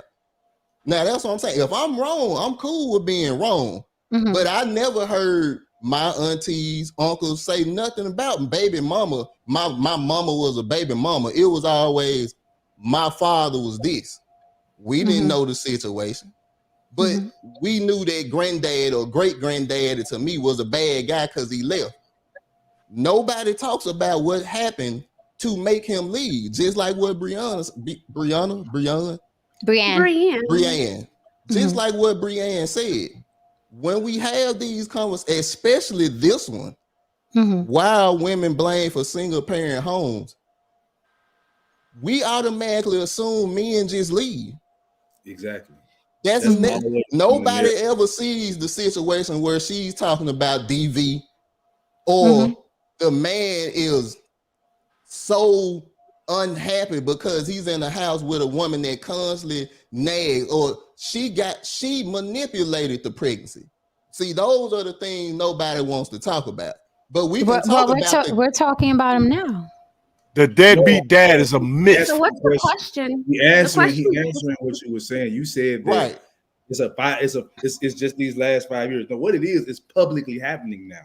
Like the conversation would happen. I'm not gonna say it never happened or there was never a negative connotation attached to single mother. All I'm saying is Baby Mama by Fantasia went platinum. INDEPENDT by Webby and them goes platinum. Like that gets celebrated. Like that gets pushed to the forefront. And there's no song for deadbeat dads. Like it's not. It's not for that. That's what he's saying. Okay, so here's the thing. Let me respond. I'm glad that you admitted that there was always some sort of connotation or negativity around single baby mothers. Now, I was being facetious when I say, did it happen in the last 5 years after Kevin Samuels was birthed on YouTube? And I'm being facetious because Black women, all the way back, if we want to get a little corny here, Malcolm X said Black women are the most disrespected, unprotected, blah, blah, blah. I agree 100% with that, and I still agree with that to this day. Black men have always bashed Black women since the beginning. They've always done it. Unless you're going to call Malcolm X a liar. Is Malcolm X a liar now in 2023 because we all got YouTube channels? Now what Malcolm X does, now what Malcolm X said, doesn't now. I know Kevin Samuels is. Kevin Samuels is. I know. I got it. I'm good. Malcolm X was a simp. So okay, I know Kevin. I know he's the Godfather. I get it. I'm good. We criticize Kevin. We don't ride his dick. We don't do that. So no, that's good. That's very good. So, for men to say, now we hold women accountable sounds silly to me. And I'm going to be frank, sounds bitchy. It seems like men now have a platform to be bitches and they're using it at full throttle. And they're using it at full throttle. Okay. There's nothing but Black men online acting like a bunch of bitches. Okay. Another thing is, Asian, white, Latin, after a while, you have to look at your community and say, why the fuck are we always getting chased out the home? Do we not own the home? Do we not own the apartment? Why are we so disposable? Why are we so expendable? Asian men aren't like that. Latin men aren't like that. Even the poor Latin men stay with their families, 5, 6, 7 kids. White men aren't like that. What is wrong with us? Why can't we keep our families intact? Are we not leaders in our communities? What's going on? Why are the women bulldozing us? Why are the women running over us? What are we doing? Men are supposed to be leaders. Why can't we get that together in these single mother run cities? After a while, you got to look at yourself. But what men are doing now is getting online, and instead of improving their situation, they have support groups now. Right? Well, they bitch all day and moan about what Black women are doing and not doing, right? Instead of getting together and saying, how can we, instead of getting together, right? Because I think a man's focus should be on his resources, his finances, and his health. Once he has those things intact, the women will come. The women will come, and they will come with respect. But if you're gonna sit on platforms and bitch and moan and cry, we're finally holding Black women accountable. How's that working for you? Is it improving? Is it improve? The bitch made men on social media. That's what voice that is. Okay. So how is that? I've been describing him the last 2 minutes. So how is that? My question is, how is that working for you? All this bitching and moaning that you're doing about Black women online. Is it fixing your finances? Is it getting you, wait a minute, is it fixing your finances? Is it getting you a 6-pack? Is it getting you more educated? Right? Those are my questions. Those are my questions. So hold on a minute. Let me ask again, because he kept talking over me. So now I have to repeat myself. Maybe I could do it without him talking over me. So my question again is, all this bitching and moaning that you're doing on all these platforms, how is it improving Black men? How is it improving leadership of Black men in Black communities? How is it improving you? Again, I ask, is it helping your finances? Is it making you better fathers? Is it making you better lovers? Is it making you better husbands? All this bitching and moaning and this holding women accountable. How is it helping you be a better leader in your community? Because let me tell you something, women in general are going to do whatever they want to do. But how are you going to fix yourself to make it so you only attract a certain caliber of woman? Because here's the thing. I don't sit on platforms and bitch and moan about Pookie and Ray Ray because they're not in my dating pool and I'm not in theirs. So I don't have to hold Pookie and Ray Ray accountable because we're not in each other's dating pool. If the person ain't for me, I'm going to hold Pookie and Ray Ray pull. I have nothing to do with those gentlemen. They have nothing to do with me. So I want to know, it's a real question. Black men, how is bitching and moaning and holding black women accountable for being single baby mamas? How is that working for you? That's my question. Tell me one thing it's improved in your life. I'm telling you right now. Okay. More 50-50 custody bills have been passed in different states because men are protesting and speaking out. That's how. That's one. What? So when you guys get together on panels and complain about women, bills are being passed? I said protesting. I also said protesting. Okay, where have you protested? Give me an example. Where have you protested? I really want to know. I'm not being silly. I want to know, where have you protested? I've protested in Nashville myself personally. I myself have signed petitions for 50-50 custody rights for men. I've personally done that. MRA is another extension of it. The first manosphere, which was composed of mostly white men, people don't want to talk about that, but we talk about that all the time. I'm not talking about you, so don't take it personally like you told me earlier. Let's not do that. Okay. I'm just letting you know we talk about that all the time. Right. So, but most people don't. So the manosphere was firstly started by white guys, right? Rollo Tomasi, all those guys, right? They were talking, and I don't have an issue with it being white or black, because at the end of the day, we're affected by a lot of the same stuff, right? So if men didn't bitch and complain, it wouldn't be no changes in the courtroom. If women didn't bitch about not having jobs and not having the right to vote, and also having men help them get this shit pushed, they would have never had it. So yes, we're going to do some bitching. We're going to do some complaining, but it actually works. 50-50 custody is starting to become the norm. It wasn't always the case. Yeah, because you do recognize that the lawmakers are mostly men. So going after the women, that's the wrong target, really. Going straight to my woman. If I'm talking to my woman, the woman that's supposed to understand my struggle, the woman that's supposed to come from my community and get me, I should be able to talk to you quicker than I'm talking to white man. I will figure that. That makes sense to me. That's great. But what I'm saying, like overall, as opposed to like, and I'm not this, like I said, this is not toward you personally. This is just the whole manosphere and getting online and like just the hatred spewed toward women like that. Is that really helping the cause versus going to the lawmakers, who are men mostly, to get the laws changed? Like, and that was my question specifically. Also, because to me it seems like the men set up the men. Absolutely, men set up the men. Absolutely, but these rules, right? Everything that men go through in court is because of men. It's not because of a woman. It's because of a man. Women are just taking advantage of what men put in place to fuck men in the ass. Let's be clear.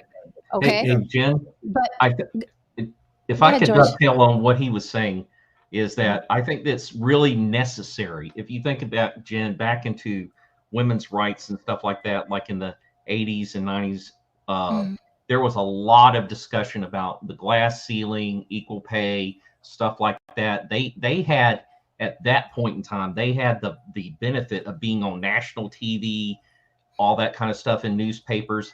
And so they were venting, and it was taken seriously. One of the first domestic violence laws that were passed was because of a real legit, where the woman called the police several times. They didn't do nothing about it.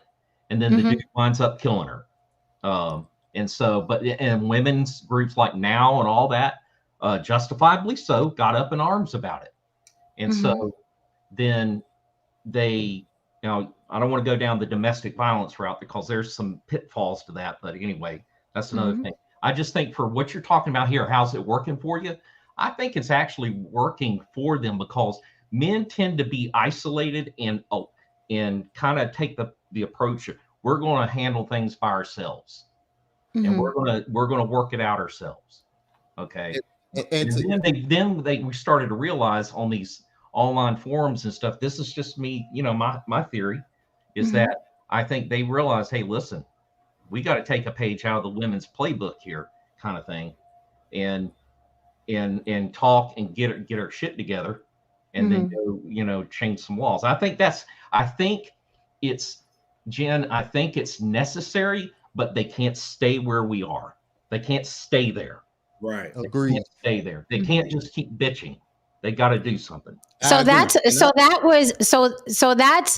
my argument, where men are using social media to be man bitches. That's my argument, and I'm going to stand on that. I have no issue with men going and trying to get laws changed, but what men do is they turn their vitriol to women, and men are fucking you in the ass. Women are just taking advantage of those men that are fucking you in the ass. But it's the men that make the laws. It is the men. But what men do is, because they feel defeated and weak, what do? They turn their vitriol to the weaker person. They don't run up, they don't January 6th, the court system. They get online in these little groups, in these male support groups, and they bitch about women all day long. I would say the same thing to women who do the same thing.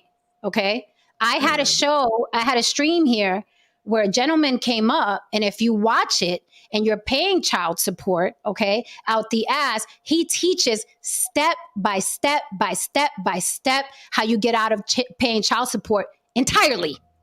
And I invited him up here specifically for that. It is a phenomenal stream, 2 hours long, and he went step by step by step how he got out of paying child support, and how child support is not even fucking legal. Okay, from the judges to the attorneys to the documents you have to sign, the books you have to read. So I had that gentleman up here because I know the court system is unfair to men regarding children, child support, and custody. Okay, So I had that stream.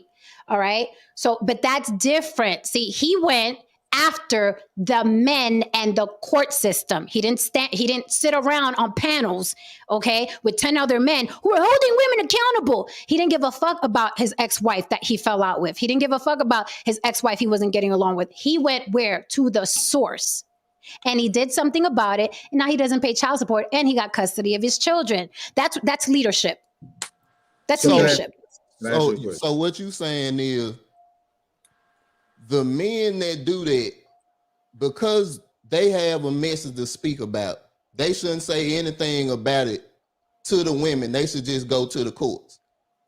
Absolutely. If a woman is combative and argumentative, what are you going to talk to her for? For what?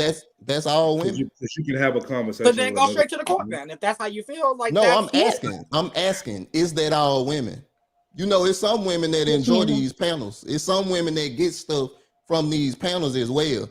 And that's what I said. When you speak, when you say stuff like that, you say it in a demeaning manner. Because all right, but I mean to demean men that act like bitches. I absolutely do, and I'm standing on it. I mean to demean men. Listen to me, but I mean to demean men because I said earlier in this stream, I expect men to act a certain way. I expect men to be leaders. I don't like weak men, and I do call them man bitches, and I mean to demean them because I expect more from men. And it seems like men don't want women to expect them to be men. I'm one of those women that expects men to be men. My father was a man. He wasn't a bitch moaning complainer. He didn't sit up in groups of 10 to 15 people. He worked 2 jobs. He was an immigrant, came here barely speaking English, okay? And did what he had to do. Yes, I know my father. Yes. No, I'm saying, I know that. I'm asking. I'm not trying to attack your father. Relax. I'm Okay. saying. No, I'm not. I'm saying, yes, I know my father.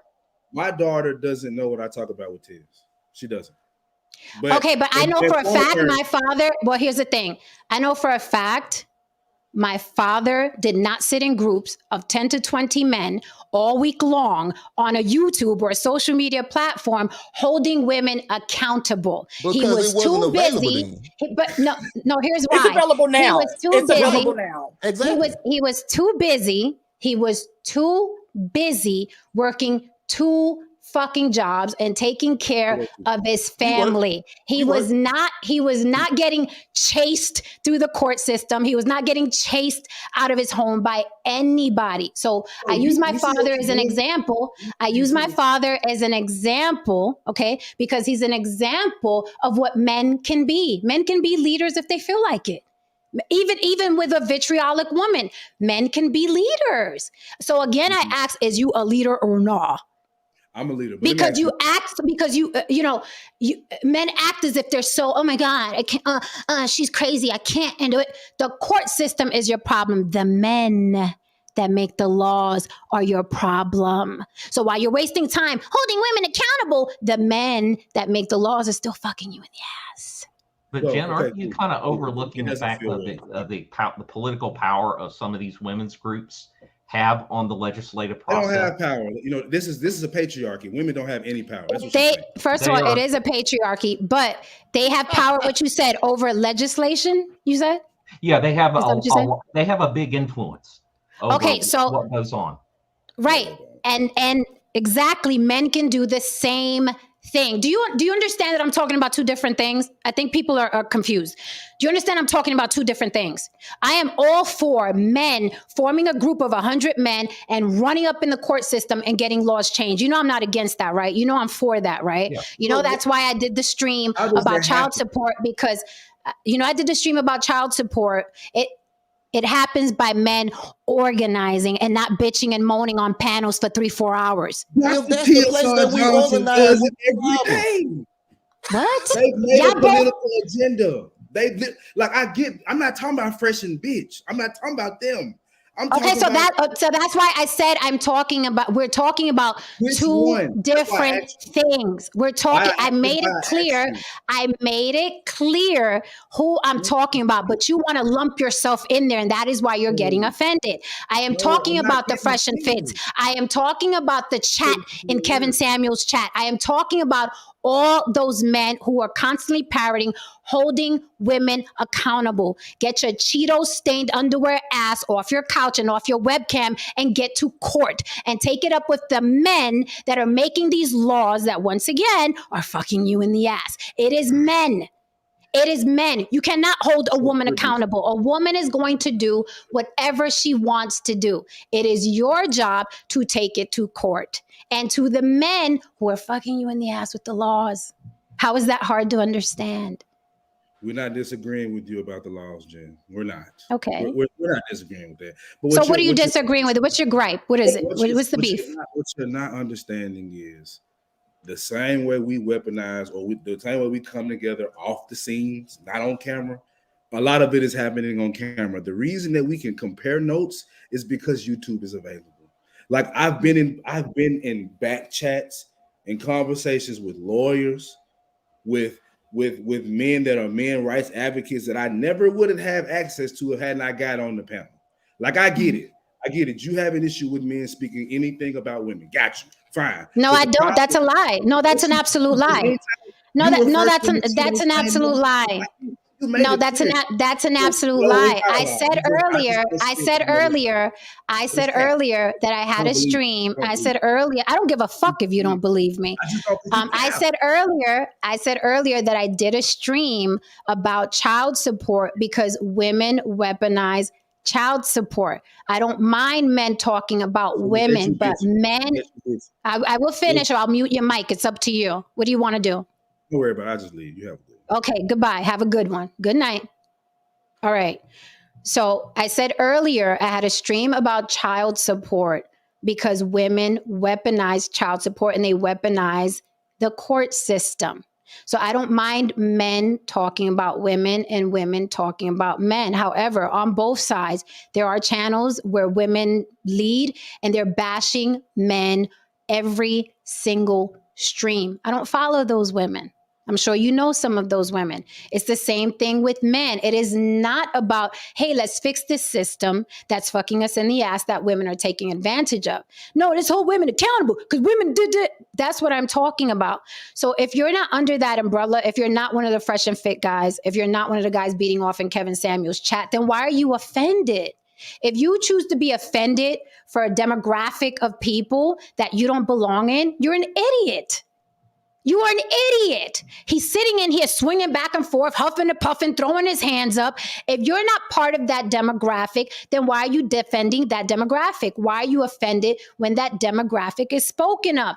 I said it here a million times before. If someone sits up here and says, well, Puerto Rican women, blah, blah, blah, and Puerto Rican women, all they do is get pregnant. And Puerto Rican, what does that have to do with me? Not a damn thing. What does that have to do with me? Because I got a Puerto Rican flag in the back, I'm going to get offended because you're talking about Puerto Rican women. Honey, you are not talking about me. You're talking about your experiences. and you're allowed your experiences with Puerto Rican women, whatever that may have been. But what people do on these panels a lot is if I say, and this is why I made this. This is exactly why I made this. Because people, when they hear something, whether it's Black, white, Latin, Asian, or whatever, they get triggered. What did you say about Black men? So this is why I use this. Some, not all. Some, not all. Like people have to hear that to feel better. They have to feel that you, a perfect stranger, is excluding them so they could feel better. I don't have to be excluded when someone's saying Puerto Rican women, but I don't have to. Hey, which ones? Which ones? Because I'm not in that demographic. Which Puerto Rican women? Which one? I don't care. It is not. I don't know you, sir. You don't know me. I'm talking about my experiences. You're allowed your experiences. If you had 10 Puerto Rican women in your life and they were all horrible, I don't know what to tell you. But it has nothing to do with me. But he was getting offended for a demographic he claims he doesn't fit in. It's weird. It's weird to me. If it don't apply, let it fly. Put it in a bubble, blow it away. If it doesn't apply, let it fly. But this is why I use this, because people are easily triggered and you're going to hear blanket statements. And when you hear those blanket statements, ask yourself, do I fit in under that blanket? I don't fit under that blanket. So whatever. But we're like children. Who are you talking about? You talking about me? I don't belong in there. It's like talking to children. If I'm not if it's not about you, then it's not about you. But to sit up here and say you don't want men talking about women, now you're being silly. Now and I'm not doing the silly thing. What were you saying, Lily? I'm sorry. I know sometimes I think I'm weird because that's how I feel, and I'm like, why are people so easily triggered? Like, if a person is not talking about you, then let it fly. But if they are, then there's a way to have that conversation as well. But what I was saying was the biggest issue that I was seeing that was kind of really interesting about that exchange was the lack of impulse control. It was very. Which one, Lily? I'm sorry, I got distracted. With the gentleman, it was just a lack of impulse control. Like, it was really interesting to watch, but. Yeah, he got triggered, and it's like, sometimes people get triggered, but he was personalizing it. I feel like, I mean, these and I don't know his situation. Maybe his situation is raw. Maybe it's new. Maybe it just happened. Maybe it pisses him off. Understandable, but I'm not her. I'm not the baby mama. I'm not the woman that took you to court. Like, everybody calm down. No, and I'll say this. I think, see, this is the thing. I think this is what, when you talking, when we had these conversations, even if it doesn't apply to somebody, like you say it doesn't, it can still be seen that as, okay, these guys that do this, all right, cool. But if you're closely related to a space like that and you had it, that's like you said, let's use the Hispanic thing. If I use a blanket statement, you wouldn't get offended, correct? Correct. Okay. Blanket statements. So nobody should get triggered from blanket statements, correct? You can get triggered, but then you're going to get handled. You can get triggered. We're all free. We're all free. You can get triggered. Get triggered. But then you're going to get handled and the conversation is not going to be able to be had. See how he left? Well, I'm leaving. I'm not. Okay. Okay. That is what happens when you don't control your triggers. You can't have a conversation. I believe that would you respect one of those Cheeto eating guys if he was up on this chat right now? No. If he was exactly. No. So how would he even be able to have the conversation with you if you showing him you don't respect him at the beginning? Here's the thing. I wouldn't respect him, but I would still let him have the conversation. I've had all kinds of people up here. No. Listen to what I said. I would not respect him, but I would still let him have his say. I've had all kinds of people on this panel. Some of the men I haven't respected, but I let them speak, long as they don't get vitriolic or call people out their name. I've had men and women up here like that. Men and women up here like that. You can have your say. It doesn't mean I have to respect you. I don't have to respect you, but you can have your say. And the thing is like, I think we all can get triggered by something, but it's how you respond to Let me it. see. It's how you Oh, there we respond go. to it. What's up, Glammy Yep. Benny in the building? Deathstroke with Yo, me. what's going on? Look what I got. Look what I got. BK, I got Who's the in there? Thor with me. What's that, dog? What are you doing, who is that? man? We up in Vegas right now. Whoop whoop. What you eating on, Glenn? Some chili. Oh, okay. Hey, want to turn Yummy. that down, Thor? They're in there Right. loading right now. You guys are in there loading right now. Mm-hmm. Haran DeMarco said, so a black man ran out the door because he wasn't getting the energy he wanted from a woman. He ran. Interesting. Maybe it's still raw. I don't know what it is, but I'm like, I want to have these conversations. I'm not a feminist. I'm not team man or team woman. I'm very much, it is 50-50. Period. That is why I'm asking that question. Now, some people, 49-51, 60-40, 30-70, fine. But my stance is 50-50, and I'm not wavering. It is 50-50. Hey, Jen, let me say a couple words before I get out of here. Gary, Hey, I enjoyed you listening to you and the young fella go back at it. I think he was a good guest. I think y'all were on y'all way to working things out. For real. I wish he wouldn't have left. I didn't have much to say today, but hey, buenas noches y mañana otra cosa. buenas noches. Bye, Reese. Thank you. All right. Can we all just get along? I thought it was a great So addition I too. It think, was very interesting. like, okay. So here's the thing. Wait. Before we pass the mic. He is emotionally immature. That is why he ran out the room and now he's talking shit in the chat. But this is what I'm talking about. Emotional men who come online and vomit their trauma. This man was obviously traumatized by a woman he chose. Let's be clear. A woman he chose to make a mother. Okay. You wanted attention. I'm going to give you attention. Okay. This woman chose the female Pookie and Ray Ray who ran his ass ragged through the court system. He chose.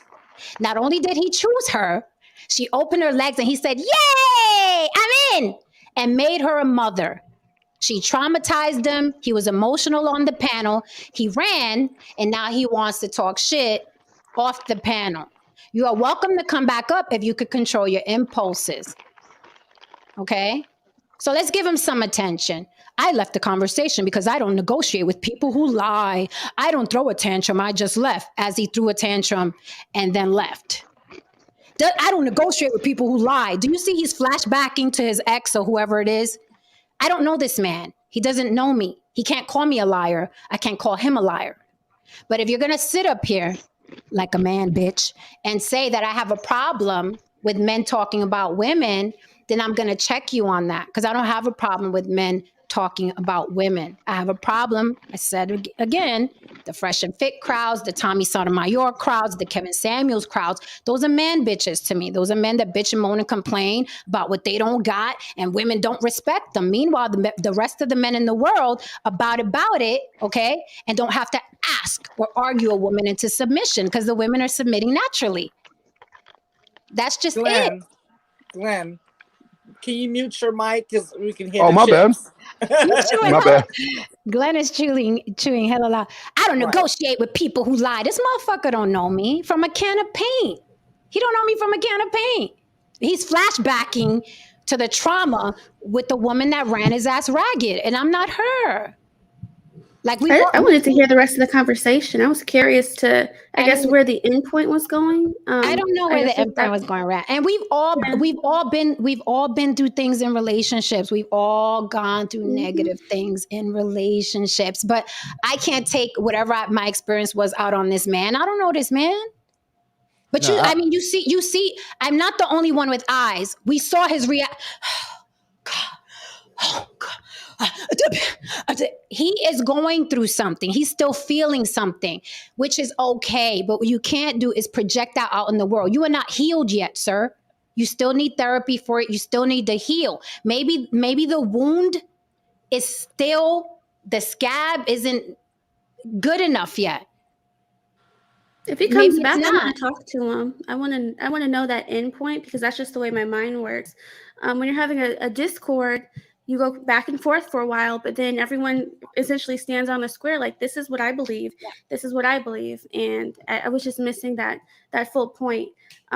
So the main topic being, why are women villainized for that? I mean, it's almost like two people go in and rob a bank, who's left holding the bag. That's some example I think one of my uncles gave me one time, because you're going to give essentially society's going to give the person the blame that's left holding the bag, or in this case with the children. Because again, if a father is there or not there, who has the proof that something happened? The woman, typically.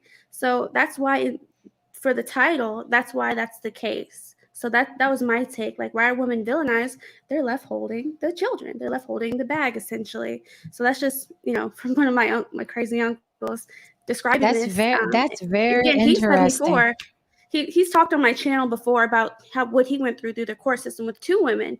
So if anyone's interested in that, I think it says My Crazy Uncle Tells a Story or something. So he's on my channel. He is absolutely hilarious. Look at my wedding video. He's actually the one dancing at the end of the wedding video. He's getting it. But I really That's think a he has a lot of great. knowledge he shared with me. But you know That's what? actually a great point. I use the bank analogy as well, but I use it in a different way. I always say, if I wasn't in the bank, I couldn't have robbed it. I always say that. And I say that toward me. That's me holding myself accountable and being responsible and saying, you know what? I know me. And then I know that there's a possibility if I take my ass in that bank, because I like money. There's a possibility, even if it's a 1% possibility, that my ass will rob it. So you know what? Let me just stay out the bank, okay? Until I can figure out a way that I can get in there and not rob the ass. So yeah, but if you're a passerby around the street and someone hands you a bag and the police shows up, well, you're still left holding the bag. So I think the situation that man was trying to explain is, okay, yes, there's an accountability aspect. Then there's okay, I'm kind of surprised here. Here's the bag. So that was the example I think they gave when it came to like the Drake situation. Like, he did everything right, and G still tried to finagle the system. So that's the example of somebody's just passing on the street and then holding the bag. Have you guys ever seen the movie Holes? How he was just in a bad situation, wrong time. But that was see, the other that's analogy someone's used before. How he was just there at the wrong time, and he still got held accountable for something he did not do. Like Drake, he did everything right and almost still did everything wrong. So different examples, but the vast majority of people were having a good time. So I love that analogy. Oh, look, he's back. Did you breathe? Are you good? Can we have the conversation? But before I pass the mic, I want Glenn to say something, because I know Glenn is in the midst. I can have wine now. Oh, sorry. I saw somebody with wine and I forgot. You just reminded me. All right, let me like break a few things down here. There's accountability that all parties have to have and understand, but also know that there is an entity that is also at war with both of these parties, and they don't even realize it. Okay. All right. Well, first I'll say feminism, their trope is to destroy the modern family. They want to destroy traditional family values, and it's in their tenet. I have the evidence to prove it. I can back everything up I say. I can pull up the slides right now that they said that their utopia will be to destroy the traditional family. You guys could pull it up. I have shown it up in slides many times. So when you say men are supposed to lead, they're supposed to be leading. But when you have an outside source telling people, if he doesn't do what you want him to do, leave him. So then how are men supposed to lead when the people that they're supposed to be leading is choosing to not follow them? And then there's the consequences for not following that he has to pay for him not following her. So it's almost like, I want to follow you only if you're doing the orders that I want you to follow, say. So it's like, if you do the orders that I want you to do, then I'll follow you. But if you don't do what I want, there's a consequence. Now, you're right. Men did put the laws in place that have the court system as it is. But what you will see in the documentary that I'm dropping here shortly is that a lot of the laws that were based on when it comes to that is actually based on a false doctored test that was produced twice by the same doctor. And when one special agent of the Air Force actually came out and found that what they call victim centered approach, that it's a form of policing that they have been teaching the police officers for at least the last 30 years when it comes to intersexual dynamics, men and women, cases between men and women, whether it's assaults or divorce cases, like anything that has to do with men and women conflict. They have this thing called victim-centered approach. And what they have found out was that through his research, that this practice of victim-centered approach has a success rate of only 50%. Meaning, when things are presented in family law and family court, the laws that were enforced are now being enforced based off of a false premise, because the cases that they're dealing with, the facts are not the facts according to the statistics, that once they dive into it further and they see all the details, they're not actually accurate. And this goes from anything from false accusation cases to DV cases, domestic violence cases. This guy, this criminologist, researched this all. He produced it, went to Congress, tried to present it to Congress. Congress looked at it. They were about to accept it, and they got shut down.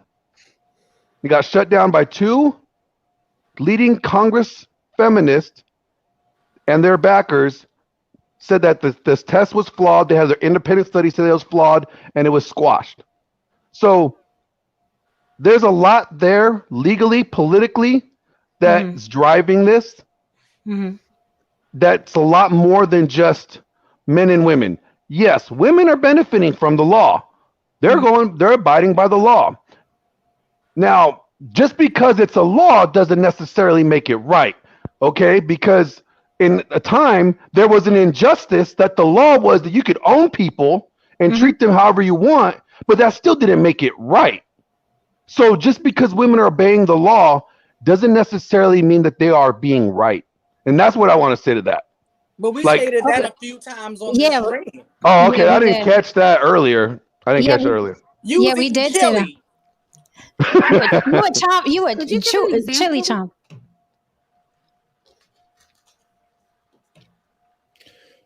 Brianne asked you a question. What? Oh, I didn't hear you, Brianne. What's that? When you were describing, like for instance, I think we're talking about laws. Again, I am not a paralegal, but I went through a paralegal program for a year last year, and I learned a lot. So I agree with you when you say that just because it's a law or isn't a law doesn't make it right. So in my case, it's typically the things that you can get underneath that aren't typically illegal, like keeping a child from a father. It's not right to do, but you can't really put someone in jail for it. At least not in an easy way. So you can say, hey, she's keeping my kid away. She could also say, no, I'm not. He never comes over. So one could be parental true, alienation, false, but you can't prove it. Well, it's trying to prove parental alienation is like almost impossible. It's really, unless you got her on video or audio, trashing the father, it's really hard to, and like, because parental alienation is a real thing, and it's actually it's a form of child abuse. Yeah, if you really think about it. I was gonna say in today's world, these aren't just for taking selfies of yourself. It depends on what state if you can do that. Because the state I'm talking about, where I followed those. If you're going over and visiting and trying to visit your child, you can always just hit record. Look, and record this person's telling you to get off the property or whatever you're gonna say, and say, look. And you got those cool Ray-Ban glasses but you can wear. You can do it. But here's the problem. Here's the problem though. Like a guy having to go through all that to see his kids. That's wrong. Like that's the problem. It's like it shouldn't, like when you say the guy should have to go to court and fight for his kids if his wife cheated and left him. Well, she left him. He still was there, but she took the kids, and now he has to fight for the kids that were his when he didn't break the agreement that they had to begin with. See, there's things that with our system that are just overtly flawed. Where it's like, okay, you want equality because I'm all about equality. Like I think when it comes to like family law and shit, put both parents in there with a psychologist, make them both take a test. Who is the more fit one mentally to be able to handle the children? You know, like they should scrutinize the mothers just as they scrutinize the fathers. Like, you know, but when it comes down to when it's like being a single parent or mainly a single mother is now a career choice, that's where it's like, wait a minute, why are we doing this now? Like, why are we making it a career choice? Mm-hmm. So I have a question. If Because a mother, they're allowed to, people are allowing them to do it. That's why. People are No, so I allowing have- them to get away with it. That's why. People keep impregnating them. That's why.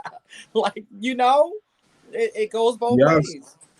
Yeah, I don't know your name, but I wanted to ask another question. So, do you believe that if a woman is keeping her children from the father and he wants to see the kids, that he should no longer have to pay child support? Whoa. Yes, I actually well, okay. So I did a stream about if I was going to fix the divorce laws, the family laws, right? And this is how I would do it. Both parents have to pay child support. Both parents put the same amount of money into a joint account that covers all the child's expenses. Okay? Because that way it's accountable. Differential. What? Even if there's an income differential, like you may. Yeah, no, absolutely. Because you know what? If the father died or the mother died, whoever has the child is still going to be financially responsible 100%. So at the end of the day, you have an account. Let's say the monthly child support is $700 a month. Both parents put $350 into that account. Because the support for the child is supposed to be called child support. It's not housing support. It's not, you know, my car payment support. It's child support. That means as a parent, you're responsible to have a house regardless. Because if you didn't have a kid, you would still need a place to live. So your kid should not be a means for you to get a place. There's some nuance to that. Like, I mean, I would even say, Interesting. I've never heard that. For paying for me, for like when I pay child support, right? It's some nuance to what her mother has to do. You know what I'm saying? Like, my daughter's a cheerleader, not cheap. You know what I'm saying? She might get child support from me, and for that month, she might, you know, pay rent. She would only have 2 rooms, but she has to have 3 because she has a child. So it's like I can give a woman that. You know what I'm saying? It's like it's not always just black and white of what our expenses are. Sometimes I had to not take care of what I needed for myself so I could take care of the child. So I use the money here. I can, you know, look at that. Well, but what I mean is, like, right now, the way the child support system is, it's not accountable. Nobody's accountable to where the money is going and how it's being utilized. Okay, so that's like a huge flaw in that. Okay, that's a really huge flaw. It's a huge flaw. So why not have it accountable? So that way, all the things the parents put the money into this account, what the kid needs, they have the account to utilize those funds for the kid. That means both parents could see the what it is. What he makes and what she makes, it makes no difference, because at the end of the day, if he was dead, she would still only have $40,000. So that's irrelevant. That's just, you know, different career choices. That's completely irrelevant. Like, Glenn, so let me ask you this. You know what you said about feminists and those 2 women. You know, I don't think that all feminists. I can imagine. I don't think all feminists think there'd be, you know, a utopia if men were, you know, buried 6 feet underneath the ground, and who needs men, and, you know, we are women here. I don't think all feminists feel that way. Also, no, they want a divorce. They want the family dynamics. They don't want traditional families. That's what I'm saying. That's literally what they say. I know, but I'm saying that I know, but when you say they, that's what they say. That's like saying, well, white people say. Which white people say? Black people say. Which black people say? That's my point. Order say, right? Like, I'm saying. Say again. No, I was just saying to your point earlier, like when you was using Kevin Samuels, is like the people that was in this comment section, right? Like which Kevin Samuels supporter are you talking about? And Kevin Samuels, the majority of his chat. And when I say the feminists, I'm talking about their top echelon, the people that have written that speak at these rallies. This is their tenet. This is their structure. Now, Okay, so I'm talking about the leadership, not necessarily everybody. Got it. That's So let different. me finish real quick. Got it. So let me finish real quick. So you said that this law was about to. Can we at least agree that our government, our lawmakers, is disproportionately white male?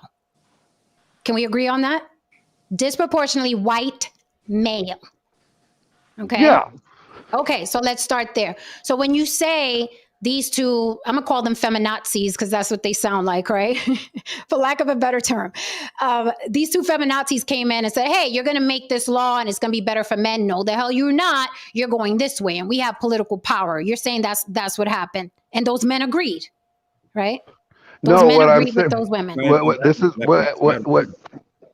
What happened was there was this original law was passed, right, with this victim-centered approach, because their point was like, look, victims are not talking about these things, so they're too scared. So they're like, okay, we're gonna start, instead of police intaking information from a neutral standpoint, having as complainant and the complainant, the person that's making the complaint and the person that they're complaining about. Petitioner and defendant. Exactly. Yeah. Instead of listing it as that, it's victim and accuser. So when you start with that terminology in your mindset, you're already saying the person that is saying this thing about this individual is the victim, and we got to treat them like a victim instead of coming at the approach of, we're neutral, we don't know shit, and we're going to investigate just to investigate. But see, now they're investigating. The prosecutors are telling them to investigate to prove that the accusation occurred, not to find whether out it was true or not. It's to find the evidence that we could use in the court to get a conviction. It's not to find the evidence just to find the truth. It's find what we could utilize to get a conviction, to get our way. Okay, so again, I asked the question. I understand all of that, right? That was the process. At the end of the day, the final call, the final signature, right? Who made the decision? Those two women that came in, the feminazis, you can't do X, Y, and Z because we are women, hear us roar. Who made the final decision? Who signed it, closed the book, and said, this is how it's going to be? Well, it was the people that voted for it based off of the information that they were given. So again, they were given false information, this is back in the 70s. Okay, they were given this false information. Back in the 90s, this guy comes back and said, hey, look, I've been doing the study since 1965, from 1965 to 1980, and I've been researching all these cases. This is the study that we found. They shut it down. They're like, those two feminists shut it down. Like, no, this will be bad because it makes the victim, what they call victim, have to go through a more scrutinizing. So who made the final decision? The people that voted for in Congress. Who's Congress? Who put it in place? Who? Women or men? Both. I mean, you want to put it down to one specific. I'm not going to believe that. So you're saying that there was no congresswoman that voted for anything? That's not what I said. That's not what I said. But I'm saying, like, but I'm not going to believe that women have equal power in our government. I'm never going to believe that. Nobody's saying that they have the equal power, but they have when they're elected. No, when I'm saying that when they're elected, when the Congress people, when they're elected, they have equal power. Doesn't matter what gender they are. They have an equal power to vote. They carry a vote that carries for the state. They represent their state. So their vote doesn't matter the gender, it matters. Okay, so listen to what I said. When you're put in a certain seat, you have full power of that seat. What I am saying was women do not have equal power in our government. That is what I said. Yeah. They have full power of their seat. The senator has full power of being a senator. The female senator, she is 100% the senator. What I said was women do not have equal power in our government. It is white male. It is disproportionate. They have the power. If we take it down to brass tacks, who has the most power in our government? White males. Hands down. Without question. I was going to say that part of your argument's irrelevant, really, in terms of like they don't have equal power. They don't need to have equal power. They need to have just enough. They need just enough power to make an influence in the government. Because a lot of times in these really closely divided issues, you will see minority parties or minority groups within and when I say minority, I'm talking about the number of people, not the color. demographics. Yeah, we got Not us. Yeah. Not us. and so, but they can get together and they say, hey, you want this passed? Well, then you're going to have to put this in that we want, and we'll vote for you. We'll vote your way. So you don't have to have equal power to get what you want. You just got to be really damn good at working the system. That's it. To get what you want. So yeah, but this is still going to come down to race and class at the end of the day. Hello. Okay? Like that's what it's always going to come down to, whether it's this issue or any other issue dealing with laws, right? And the thing is, we look at child support. Child support is nothing but another way to, because first of all, it's another way to feed the prison industrial complex, because while you're in there, right? While you're in there, your bill's still racking up. That's why I know people who are 55 now and their daughter's 35 and they still paying child support, right? $55,000 of back pay. Yeah. You see what I'm saying? So, I mean, but it's definitely a race, definitely a race and a class issue. That's why I still fall back on, why are people still falling for the old trick? We know that's what it is. We know that this is a possible consequence, you know. So until these laws are changed, may want to consider moving a little different. But what's it gonna take? What's it gonna take to get the laws to change? Though is the question, though. Like, because when you can say, well, it's all men that. Know my answer to that question, because I say tear all this shit down. Well, like, you know, like, because personally, like, think about it. If you look at who's the voting class, like who votes more than anybody, it's predominantly women that vote these days. Like, men don't vote as often, okay? And a lot of that has to do, you know, because they're not they lack of interest, or, you know, it's also sometimes it's like they can't get to the voting booth at the time, or they don't do mail-in ballots, whatever, because of, you know, the work where they work and all that other stuff. But there's always a means to get it in if they wanted to. But predominantly, women vote. So if they want things to vote, it's not going to take all the men in the world, all the men in the United States to get the vote to change these things. It's going to take women wanting to vote for an equal approach as well. Because like my thing is, like, I'm all for equality, but you know what? How can I be for equality when women are benefiting from things that they're not fighting for, they're not equal in? So it's like, if you want equality, you should want equality in everything. Like, you should be fighting for the same term prison sentences for the same crime. If a guy commits murder and you commit murder, you should be fighting to serve the same damn time I gotta serve instead of the time that you gotta serve. Or when it comes to child law, it's like, you should be fighting to get yelled at and scrutinized by the court just like as much as I do, but you don't. So it's like, Glenn, but fight. If you want equality, fight for it. That's not equal. That sounds good, Glenn. That sounds Right. good. But all humans are going to fight for what benefits them. Yeah, yeah. Going to vote for what benefits them. Sounds good, though. You know, But and I know it does. say That's the point.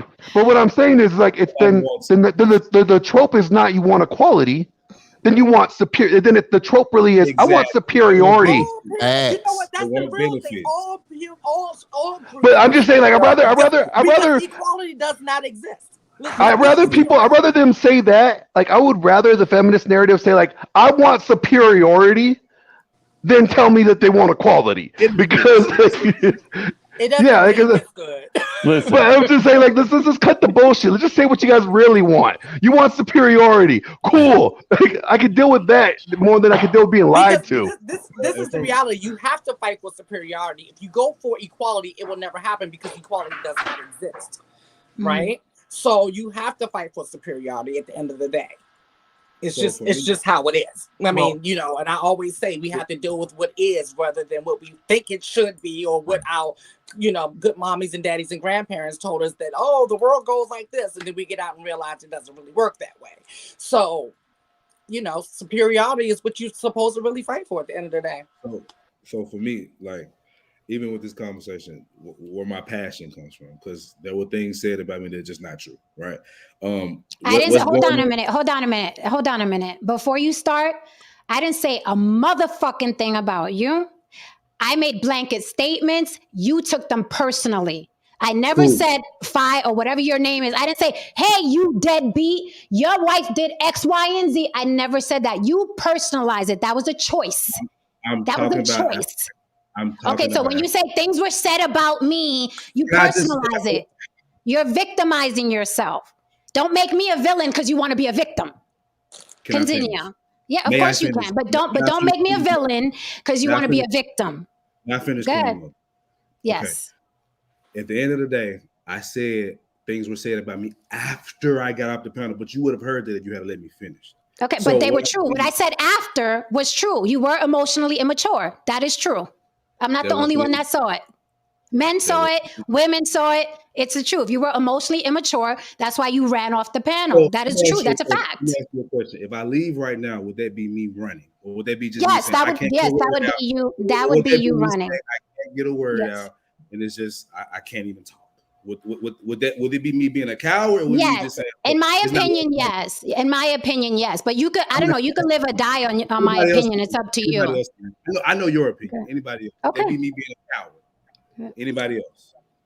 Let's vote for Phi since he wants all the attention No, on him. He wants all the attention on him. Everybody vote for him. No, I think the thing is, like I said, look at it like this.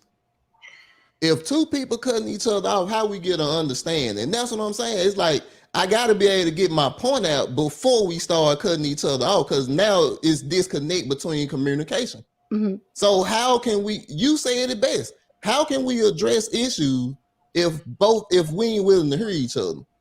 I said I agree. I totally agree with you, but he's problematic and he's been problematic since he came up here. Everybody else, we got 1, 2, 3, 4, 5, 6, 7. Everyone else has been able to have dialogue with each other and disagree with each other without it getting vitriolic. He is problematic. Cool. Do you understand that? Can you understand that? He's been the only one huffing and puffing, leaning back in his couch, throwing his arms up, okay, and running off the panel. The only one. Everyone else is agreeing or disagreeing. Cool. That's my issue with him specifically. I didn't agree with George. I don't agree with Glenn. So I'm going to stand up like a man and say what I have to say, and this is going to be that.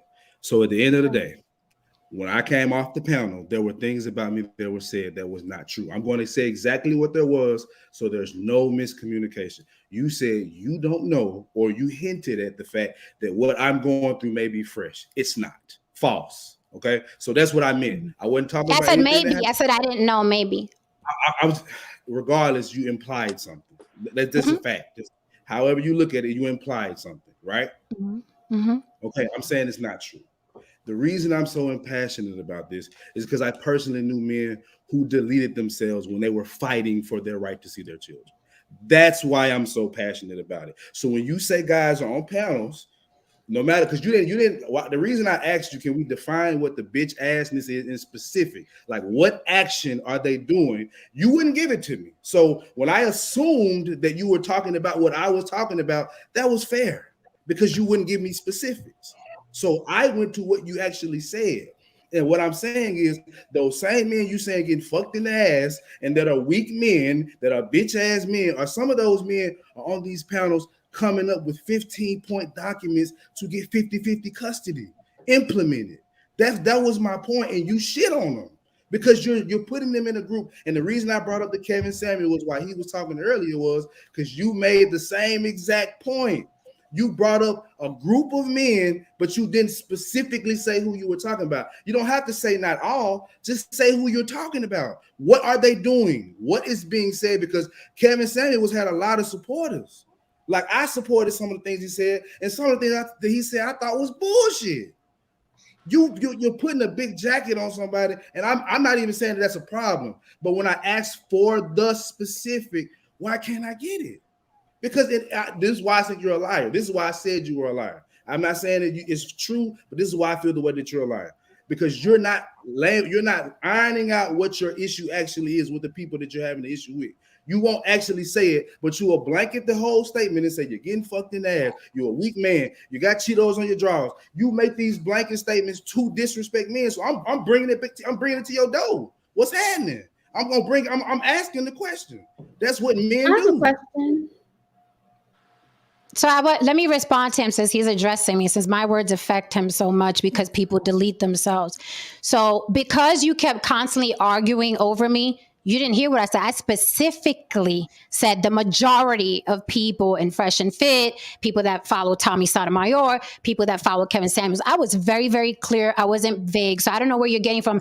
I asked the question and I didn't get an answer. You kept arguing over me. That's why you didn't hear the answer. I was very specific. There are a lot of men that are suffering from bitch assness online. I will stand by that. I don't give a fuck who don't like it. As far as me grouping men together, if you are not part of that group, you specifically, and I'm talking about you specifically, and whoever else deleted themselves, and the people that are nice guys in the chat, and the people that are nice guys in the manosphere, if it doesn't apply, let it fly. That is how I live. Okay? That is what I preach. That is who I am. If you don't fucking like it, kiss my ass, just the way everybody expected Kevin Samuels' ass to be kissed, just the way everybody wanted Fresh and Fit asses to be kissed, just the way everybody wanted Sotomayor's ass to be kicked. This is my stance. Maybe you don't like it because it's coming from a woman. I don't fucking know. I don't fucking care. If I make blanket statements and it has nothing to do with you and you personalize it, oh fucking well, welcome to planet Earth. I'm not going to coddle you. I'm not your mama. I'm not your ex-girlfriend. I'm not your baby mama. I'm not here to coddle you, sir. I don't fucking know you. You don't know me. We're not breaking bread together. We're not making money together. So if my blanket statements bunch your drawers, get the fuck on. Okay? I don't like certain channels.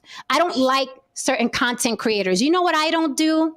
I don't run up in their chat or run up on their panel and say, you're making blanket statements about women. I don't like it because women delete themselves when you make blanket statements. I don't do that. You know what I do? I turn the channel. No, that is what you did. That is what you did because you just came up here. You just came up here to say you grouping all men together, and I need clarity. Right? That's an emotion. That's an emotional response, though, sir. That's an emotional. But that's an emotional response. But that's an emotional response. That's an emotional response.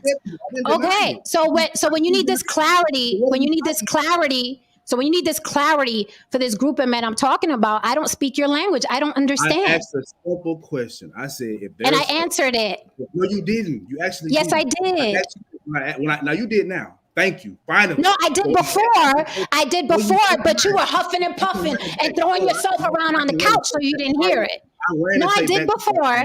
No, I did before. I did answer it before, but you were huffing and puffing and talking over me. I answered it before. Jesus fucking Christ. I'm like, I'm not even in a relationship. I'm going back and forth with this dude like I fucking owe him something or he owes me something. I don't have to go back and forth with you, sir. Okay, but get therapy, fix it. Find out why you got emotional tonight. I don't know. I don't fucking know. I'm not qualified. Why do a panel if you don't want to do back and forth? Why? We can, oh my God, this dude. Am I bugging here? George, I don't agree with you. I didn't agree with Glenn. Some of the other people, why have a panel if you don't want to have it back and forth? There are people here that I disagree with vehemently. What are you talking about, sir? What are you talking about? Can I tell you? Can I actually answer your question? Or do you, are you having flashbacks? Do I remind you of your ex? Like, what's wrong? What's wrong? Is it rhetorical? What's wrong? What's the real issue? I'm listening. I'm asking you this question, though. Have you not gotten passionate and spirited debates with other people? Not absolutely. Today? Yes, absolutely. So it's another day at the office. I run a podcast too. It gets like this. Okay. It's not. Okay. All right. I'm glad you said that. I'm glad you said it's not personal. So you cool now? I've been cool the whole time. Only time I had an issue. The only time I had an issue is when you lump something together and I asked for a specific. Like at the moment, I'm not talking about overall. At the moment when I asked for a specific, you did not give it to me. And I went back and looked at the tape while I was still talking. You did not. Please, go ahead and rewind because I did give you specifics. I did it while y'all was still on the all right, but I did give you specifics. Now, if you didn't like my answer, If you didn't like my answer, then you can say that. No, this show isn't about you, sir. I have a panel here. This show is not about you. You're right. It's not about you. Okay. So moving forward, let's pass the mic to Hustler and Muscular. Can I leave? Are you being considered abandoning? Absolutely. Thank you for joining us tonight. Absolutely. No, great. Absolutely. Have a great evening. Okay. Bye-bye now. Hustler and Muscular. Are you in the witness protection program, sir? Again. How y'all doing? You can't get light on your face? I know, right? Can you get some light on your face? I'm in the gym. He's in the I'm at the gym right now, and this area is too dark. I can't find the freaking light switch, so this will just have to do. There's a light behind you. Just turn around. First off, too noisy. So can I? Go ahead. All right, I'll give you a pass tonight. Go ahead. He's been on my panel a few times. Okay, I think I remember. How you doing, Brianne? I remember. How you doing, Brianne? Brianne? First of all, let me say shout out. I was just about to say shout out to you and your baby girl. Congratulations, my girl. Congratulations. Did you see her? I saw her, I feel like an hour ago when you brought her up. Oh, okay. I couldn't see her face, but she looks enough like you. Anyway, now the topic was, why are women being blamed for the creation of single-parent households? The only answer I can give is this, because the only answer I can give is this, is because these women put themselves in positions where they're going to wound up as single mothers. You know, they go out here sleeping with a bunch of random dudes that they sleep with a bunch of Pookies and Ray Rays, guys that run the streets, ain't about fatherhood, they're not about fatherhood, they're not about monogamy, they don't want relationships, they just want to pump, dump, and smash, dash, and thrash. And when they have kids by these men, they want to say all men are trash. No, sweetie, you just chose to have kids by a trash ass dude. So you put yourself in a position to be a single mother when you procreate with the wrong kind of people. Because anytime kids are involved, the accountability is not only on the woman, but it's on the man as well. Because it was your fault because you opened your legs up to that man knowing he was irresponsible. But at the same time, it's his damn fault because he should have had the common decency to protect himself and wrap it up before sliding inside of you. So the accountability goes on both the man and the woman anytime kids are involved. So yes, they are responsible for that if they chose to procreate with the wrong kind of people. And I'm gonna tell you one thing, some women actually want to be single mothers. I literally had a female that I met back in 2013. After knowing her for about 2 or 3 months, she called me up one day and she said, I want you to impregnate me. I want you to give me a baby. Are you fucking serious? I don't even know you like that. And to make matters worse, she said, I don't have to stick around and take care of the baby because she didn't want to be by herself. Oh God, what the fuck is wrong with you, sweetheart? I'm sorry, Brianne, my bad. I'm so sorry. So let me ask you a question real quick because I haven't spoken to her in 10 years. That was just it for me. She wanted me to give her a baby. I had to take responsibility for the child. Like, I'm done with you. Blocked her, ghosted her. Okay, hey, whoa, hey. Let me ask you a question. Go ahead. Let me ask you a question.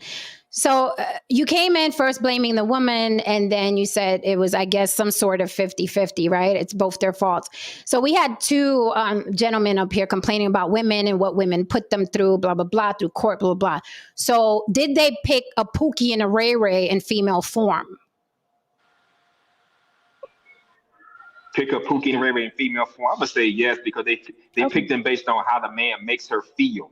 Not so much what he can do for her as a good man. Because remember, women act on emotions. We men think more with logic. So she chose that man because he made her feel good. No, you didn't understand. You didn't understand the question. You didn't understand the question. Am I missing something here? Yes. Yeah. We had, I'll say it again. We had two men up here complaining about women and what women have put them through, dragging them through court, blah, blah, blah, yada, yada, right? I'm paraphrasing. So did those men pick badly? Did those men pick bad women? Did those men pick the Pookie and Ray Ray of women? That's what I'm asking. Oh, okay. I see what you're saying. In that case, it's the same thing. Yes, because as men, we have to choose just as carefully as the women do. So if you're a man, you go out there and stick your thing down some reckless Pokisha or some reckless street woman, you get her pregnant, you're goddamn right the accountability's on you. You should have known better. Like I said, it's on both the man and the woman, not just both, not just one party. So we men got to choose just as carefully. Like I told you, that chick that wanted me to get her pregnant 10 years ago, I said, fuck it, I'm out of here. That was me choosing wisely. That was me using my common sense and choosing carefully. And I unchose her carefully. So yes, it's up to us as men to choose just as carefully as the women do. And I give you full credit for that, because what usually happens is, because there's an available free vagina, men would just run right up in there, right? And then get mad that they're paying child support. So thank you for being honest. Right? What kind of nonsense we got is that? guys Oh, that are still God. impregnating Superhead. Right. Corinne Stefan. She belongs to the streets. Yeah, but she's pregnant. She's pregnant right now. So. By who this time? The chef, the cook, the chef, whatever the fuck. Yes, look at you up on your gossip. Yes, what the chef, Ramsey? No, not Ramsey. Leave Ramsey out of this. I forgot his name. I forgot his name, James something or something. I don't know. Don't get me to lie. Anyway, my point for tonight was that it's 50-50, and I don't understand why this stereotype runs rampant in our communities about Black single mothers, right? It is a nuanced conversation. I just think that there's a lot of emphasis on her being a single mother. We saw Jason Whitlock talk about the cities are ran by single women, single Black women, this baby mama culture. And I'm just like, well, where are the men? Why aren't men being held responsible for leaving those children? And that is why I coined the term today, I guess, father abandoned homes, right? Because the fathers abandoned the homes. Now, of course, with that said, for all the people that are going to jump up and down, it was like, no, but she chased him out. I'm not talking about all, right? I'm talking about some. The majority of men have the luxury of leaving, and that woman is still burdened with taking care of that child 24 hours a day. And then on top of that, if she pops up anywhere in society, right, she gets the finger shaken at her. How dare you be a single mother, right? The emphasis is put on the mother, but I believe it is 50-50. That's what I'm standing on. It is 50-50. I don't care how she could protect her womb or keep her legs closed, or she's the one that's, ends up carrying the baby, or the burden is on her, or there's contraception, or it is 50-50. It's 50-50. Jen, I'm going to ask you this question. And it's really joking, because in my mind, it doesn't really change the whole thing, but about, the protection bit. She can require him to wear a condom. So that power lies with her. No condom, no access. But this is the problem. And I was listening to Hustle and Musculature too. That, if you're going to plan out in advance, but a lot of times, when you're getting hot and heavy, you're not really, it's not necessarily going to come up. I mean, I don't know. I'm just saying, if you're responsible, you probably should think that out. But there's times where it's just going to happen, and accidents. Not for me, it ain't. I hear you. He's like, no, and you know what? There are men. I will literally. There are men that think like that. There are men that are like, I am not getting you pregnant no matter what. I want nothing to do with it. There are men out there that are like but that. I'm thinking now. I'm not thinking about Hustler here. He's an older guy like me. But when you're young, I'm talking about the young pregnancies when you're not necessarily thinking logically, or you're not thinking of the future. You're thinking about the now. So. But you know what? I 20-something-year-old. Like I said. Yeah.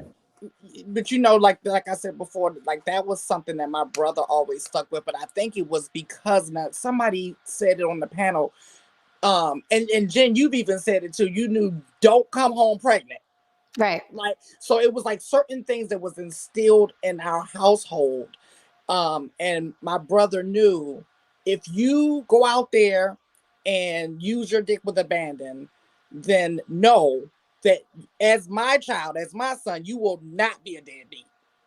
Period, point blank. That's not going to happen.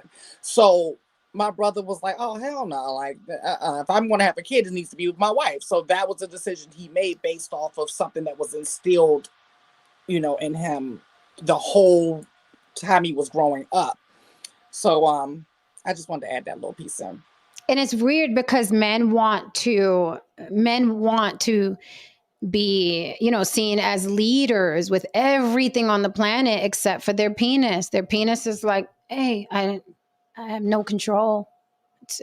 Everything else in the world, they're fighting wars and building empires, and and it does come from rearing, because we do hear that, don't come home pregnant. I mean, our little boys told as they're growing up, don't come here, don't get anybody pregnant. Don't get anybody pregnant, because women hear that all the time. Girls hear that all the time. Don't come home pregnant. And men is just like, what do men hear? What do little boys hear? Jen, it made me think about what, don't get anybody pregnant. Really? Is that what little boys hear growing up in their teens and all of that? They hear that? I mean, I would say that's what I used to hear. That's what I've been hearing. I've heard that. Have a daughter. I don't have two brothers. I mean, I have discussed it, but I think if I had a daughter, it would be more emphasis more often. Not to say that I don't think it's important the other way. I'm just saying, like, as a guy, when you're thinking about your daughter, you're thinking, yeah, you better not go. But you know what? I appreciate you for being honest, because that is the society that we live in. Yep. That is the society. We live in a society where we have, I'm going to use this gentleman, I'm using that word very loosely, T.I., that will take his daughter to get her hymen checked. Right. And in the same breath, praise his son for losing his virginity. Right. You see what I'm saying? But based off of the reactions even show where we're at. And that we make it more important for the girl not to come home pregnant, but for the young man to, like, hey, don't get anyone pregnant, because these are the consequences. I'm not helping you. You're going to be, you're going to be broke. You're not going to be able to have the life that you want to be able to have, because if you decide to make this decision. So yeah, that's what needs to be. And I want to say that I don't have any brothers. I have two sisters. But another reason I think that we definitely put more emphasis on a daughter than a son is because normally if you have a daughter and she becomes pregnant, that baby's coming home with you. You know what I mean? Like, normally that's what happens. Like, if the other person's little girl, well, then not saying that that's right. I'm just saying that normally you have a lot more, like, my daughter gets pregnant, I'm going to be taking care of I'm going to be taking care of my kid here at home. You know what I mean? I mean, so I think that could be part of it too. Because normally I want to say this before we close, right? That situation with that gentleman, the reason why it frustrated me is because, the reason why it frustrated me is because sometimes people, we love the word accountability, right? We love, and I'm not trying to beat up on him. I enjoy his commentary. I think they have great commentary. It is valid. I want to hear from everyone who's going through shit. And I mean that sincerely, right? I think both the gentlemen that were up here were cousins or something, or related. I don't know, some kind of way. I don't know. But you have to take responsibility when you're still that easily triggered. I don't care if he said, it's because other men delete themselves, right? He took himself out of it. Whether you got triggered because other men delete themselves or something that happened to you, that's your responsibility to heal. It is your responsibility. It's not anyone's responsibility to walk on eggshells around you. Okay. And it's not anybody's responsibility to come with the white gloves and treat you like a baby. You are you're an adult. You're responsible for your healing. You're responsible for your traumas. It's a cold world, dress warm. We are all responsible for our own healing. And what I saw, and no one has to agree with me, what I saw was a man that was getting easily triggered, throwing his arms up, throwing himself back on the couch, huffing and puffing. He should not be that passionate about a subject where we're not interacting personally. I'm not his ex. He's not my ex. It shouldn't have been at that level. It's okay that it was at that level, but he has to take responsibility and ask himself, right? Damn, I was kind of triggered. What happened? Because I've done it. I've had to have that conversation with myself. When I've calmed down, I'm like, damn, what the fuck triggered me? Why did I snap like that? It was my responsibility to find out why I was triggered that way. It's all our responsibility. So I hope for him that he calms down and thinks, was I too emotional? What actually triggered me? What happened there? Because everyone else was agreeing and disagreeing. And you have to see that. When you're the odd person out, you have to see that you're the odd person out. It's hard to do. I've had to do it. But unless we're willing to do the hard work, we're not going to heal. But he's welcome on my panel. I tell people all the time, you are welcome on my panel to say your piece. I don't care what walk of life you're from, your gender, or your race. But that was unnecessary. And people don't understand that I'm trying to accommodate a lot of people. I'm checking numbers and chats and my microphone and the headphones, and I'm making sure everybody gets their shit off or whatever they're feeling about. You know what I mean? So I'm dealing with a lot, and that's why I didn't appreciate him making this about him and I, because it's not about him and I. It's about Lily, it's about George, it's about Brianne, it's about No Sense, it's about Hustle. It's about everybody who's up here and giving me their time. It's not about him and I. And I didn't appreciate that. I thought that was disrespectful. It's not about him and I. This isn't a personal conversation. And you guys know that's my pet peeve, when people come up here who make it about them. And I've gotten rid of women that do it, and I've gotten rid of men that do it. You guys have seen me do it. I am not biased. If you come up here and act the monkey ass fool and you're a woman, you're gone. If you're a man, you're gone. Equal opportunity cussing out over here. Hello. I'm like, you know how many times I sat here and people are talking and I'm like, well, that's some bullshit. But I don't have to, you know what I mean? We don't agree because we're not supposed to. Jen, the one thing that my observation is that I agree with you. He's going through some stuff and it was triggered, and he should have controlled himself a lot better. I think about myself maybe 20, 30 years ago, and I would have been called certain things I feel passionate about. I would have been going back and forth with you and all that kind of stuff. But the only thing I thought about especially when I know you feel like I shouldn't have to explain this, at least this is my impression, that you shouldn't have to explain when I make a blanket statement. I'm not necessarily talking about you, because if I'm talking about, because you're going to say, or you might say, because if I'm going to talk about you, I'm going to say, George, this is what I'm going to address you directly. But maybe just you know how you do your intro remarks in the beginning? You say, look, I am a very strong, opinionated Puerto Rican woman. I'm going to make blanket statements, and you may not, it's kind of like this, I throw the rock, and whichever dog gets hit, it's going to holler. So if it applies to you, then boom. If it doesn't apply to you, then you're saying let it fly. I mean, I get, as I'm talking about this, I think to myself, you shouldn't have to really say that, but maybe, I don't know. I don't know. That just a suggestion. Think about it. Whatever you take it, dump it, whatever you want to do. No, well, listen, I appreciate your opinion, but I'm dumping it right now, because that's not what the block is about. The whole premise of this channel is everybody comes up here, gets their voice heard, says it however they want to say it. Just don't do any personal attacks. But this is a tough channel. But it's a respectful channel. I've seen channels where people get bashed and berated, and it's a grand old party, and they have 150 people in the chat, and it's exciting. So I'm trying to run it the best way I can, but I will not coddle adults. Now, if I was dealing with elementary school children or toddlers, I am going to go out my way to say, your feelings matter. Please tell me what you feel. But at a certain age, again, I have to go back to, we are responsible for our triggers. I am responsible. I have triggers. I am responsible for them. I do this, again, jokingly. I do this jokingly. At the beginning of my show, I usually say there are 50 million YouTube channels and growing. Yeah. If I trigger you to that point, find another one in the 49 million. But I think I've gone, and the reason why I'm growing so slowly is because I go out of my way. I go out of my way to have a respectful panel. I can easily be a Kevin Samuels. Listen, no one talks shit better than me. I can easily be disrespectful like Sotomayor and have 5,000 people in my chat right now, because that is what people like to see, chaos. But that's not, I want a better elevated panel. I want people from all walks of life. I don't believe in marriage. I love that Brianne is, you know what I mean? I support everybody, because this is really a melting pot. This is New York to me, right? But New York is also a tough city.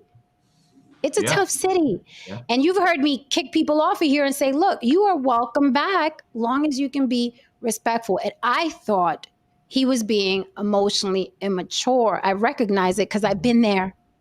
Not because I'm looking down on him, Right. because I've been there, and I had to pause.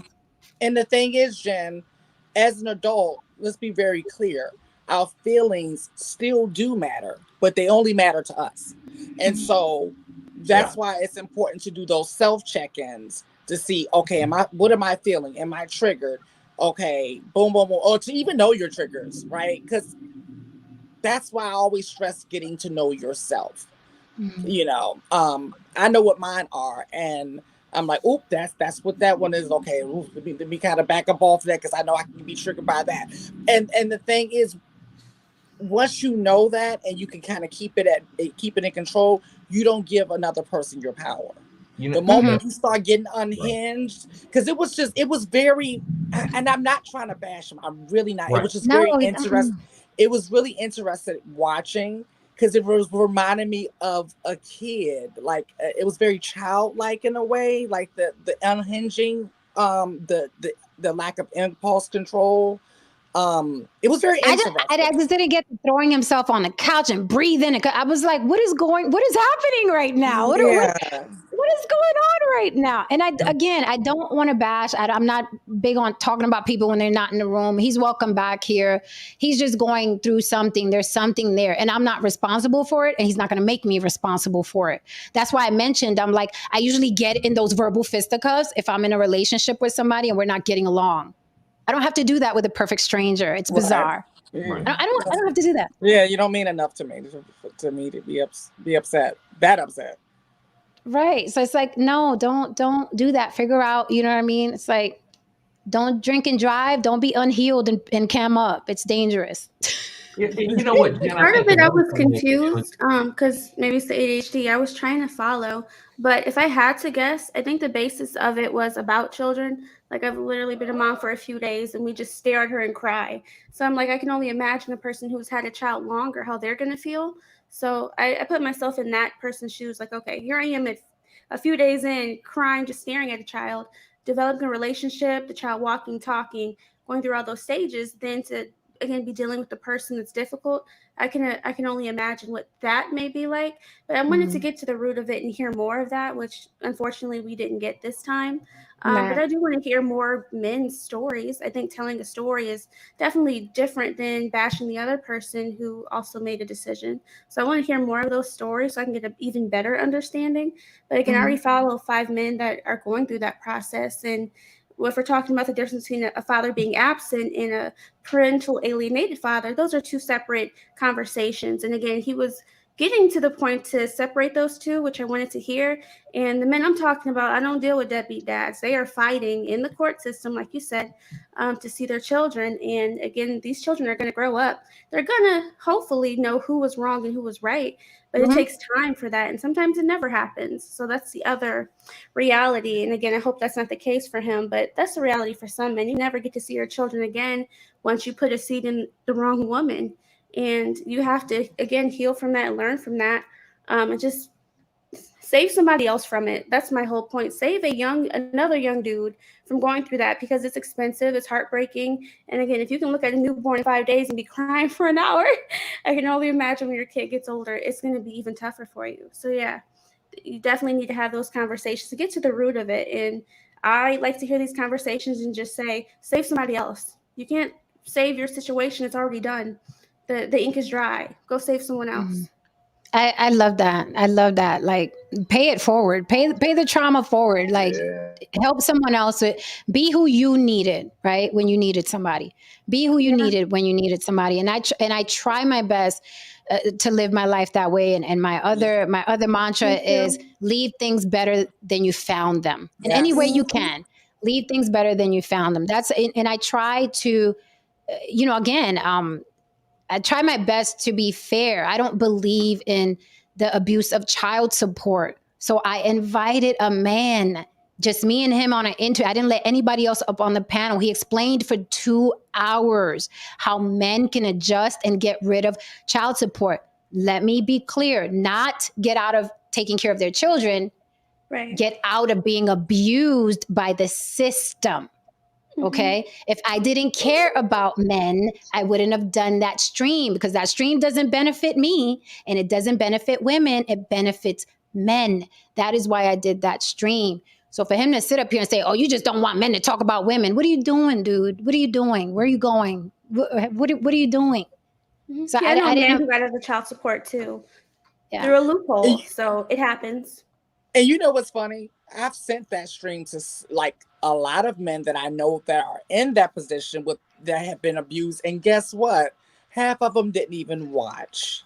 Lily, people have been asking me to send them that stream because they want to know about the child support. How many watch though? Exactly. So it's like you just want to complain. You just want to yell and scream and have Well, spit flying out of your mouth. I also think that the truth is that they want the laws to be, they want it to work out where they don't have to work for that to happen. Like they want it just to go in and the court says, yeah, this is cool. That guy had a lot of work he put into it. It's more work than the average person's gonna do. And money. So. One man spent $15,000. I don't think that's the man I'm going to interview, but another man, $15,000 just to, get it on paper for his children. So it costs money. That's why I'm saying save someone else from going through that. And to be honest, it shouldn't even.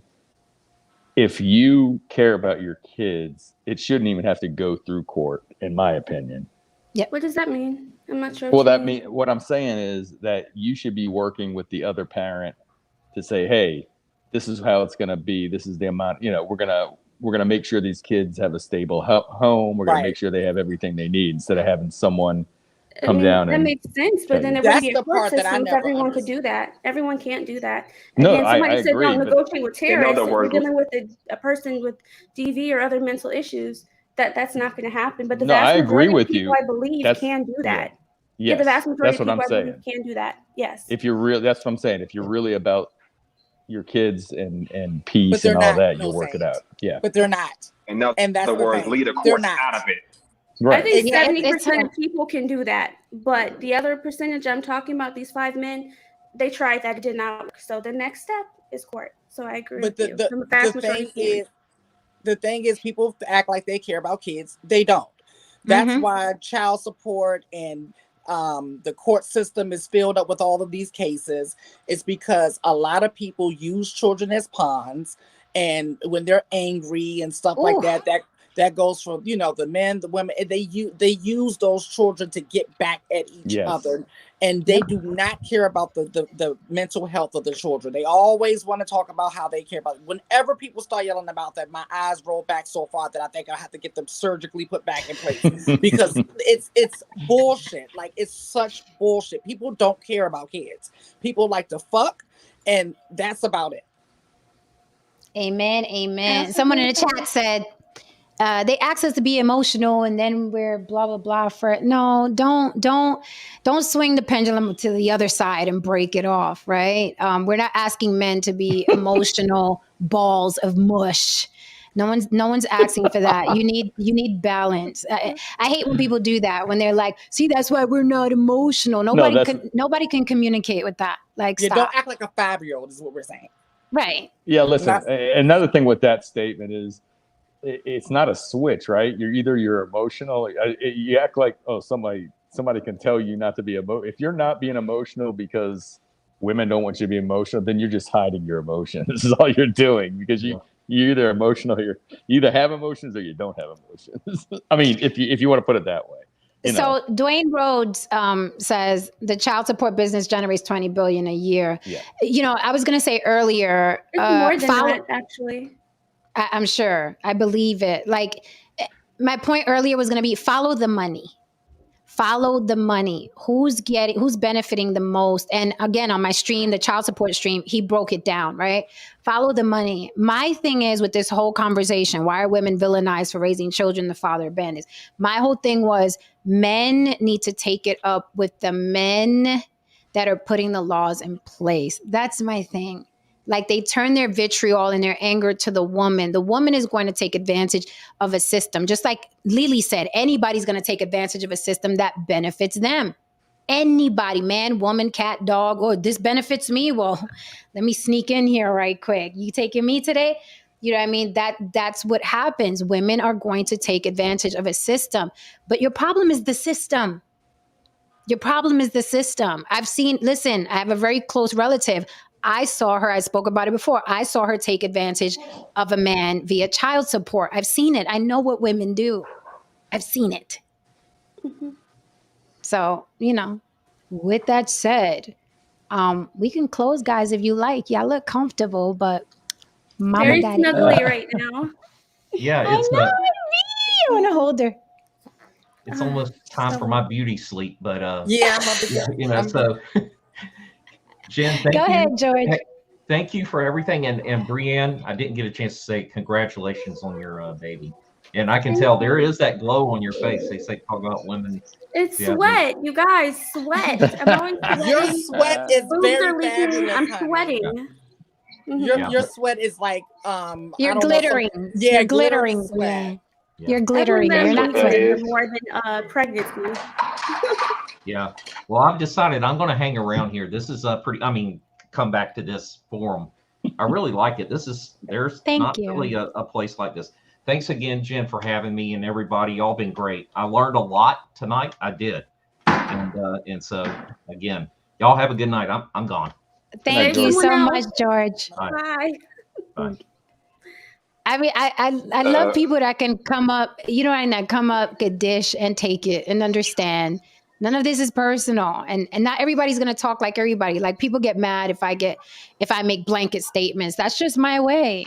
And you're That's from it. the Bronx. Like, come on, get it together. I'm from the Bronx, bitch. Like, You know what I'm that's saying? just Like, what it is. It's like, come on now. this is our love language. I keep telling people this is our love language. You're like, get the fuck out the way. I'm walking here. I'm You know what I mean? telling you, I love our love language up here. I love how we can cuss each other. I'll be like, but I love your shoes. Like, it's the Right. best. It's like, get out of my way. Are you okay though? You know what I mean? You're right.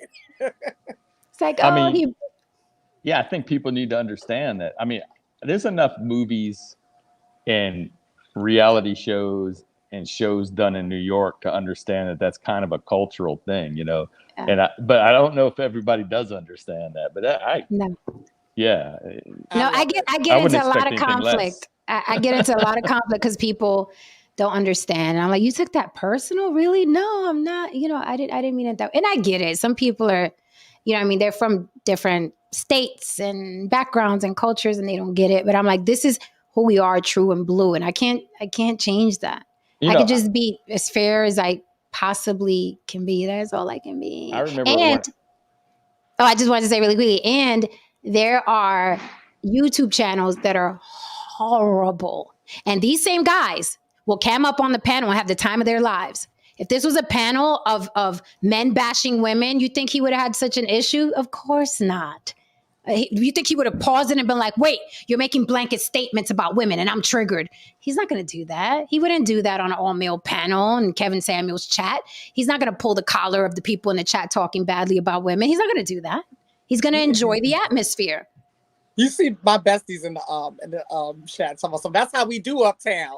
Hello. Because he BX, he BX, Oh, Bronx stand up. Yeah, right.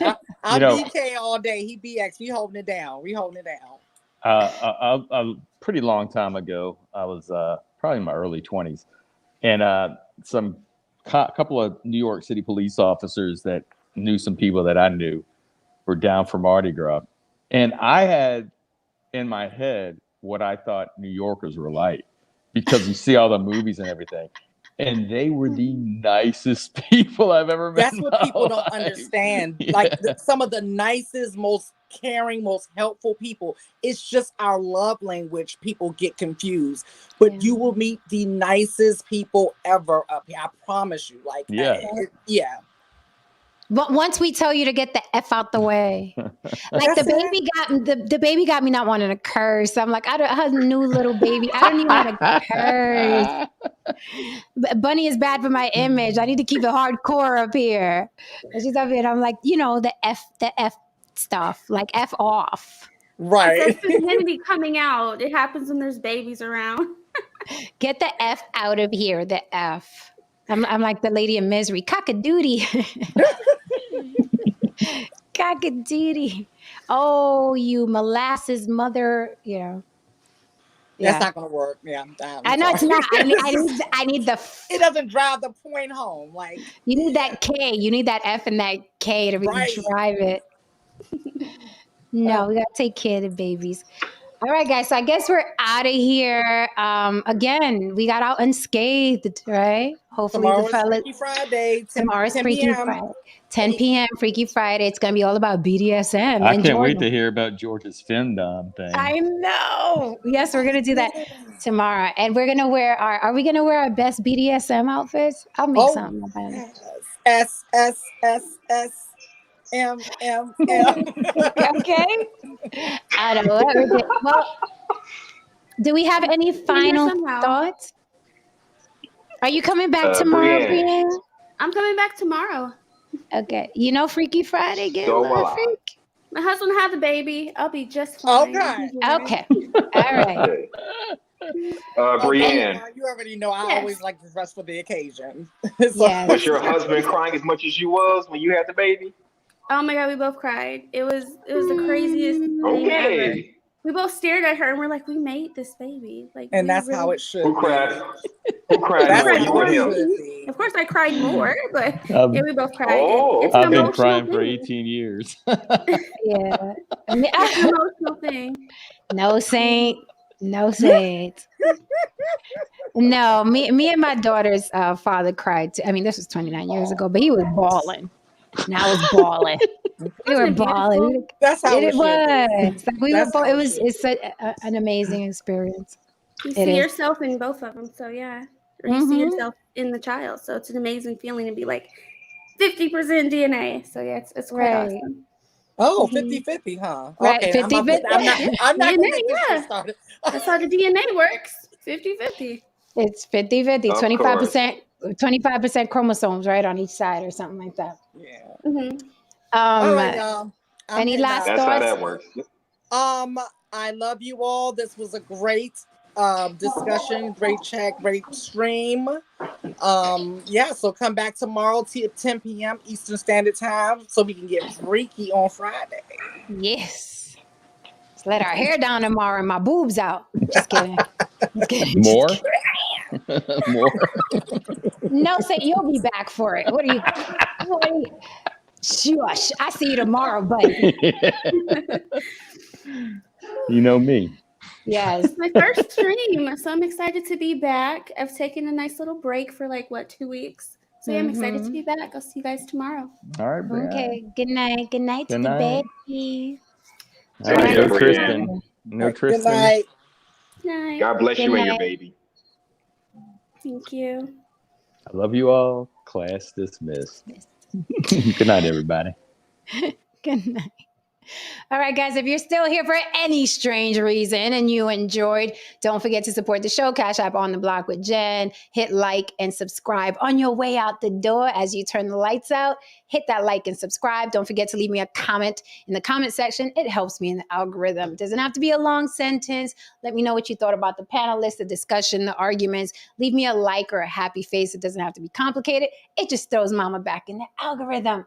Thank you so much for joining us. Don't forget, every single Friday, we have Freaky Friday. Tomorrow's going to be all about BDSM. And if you don't know what that is, Google it because mama got to go.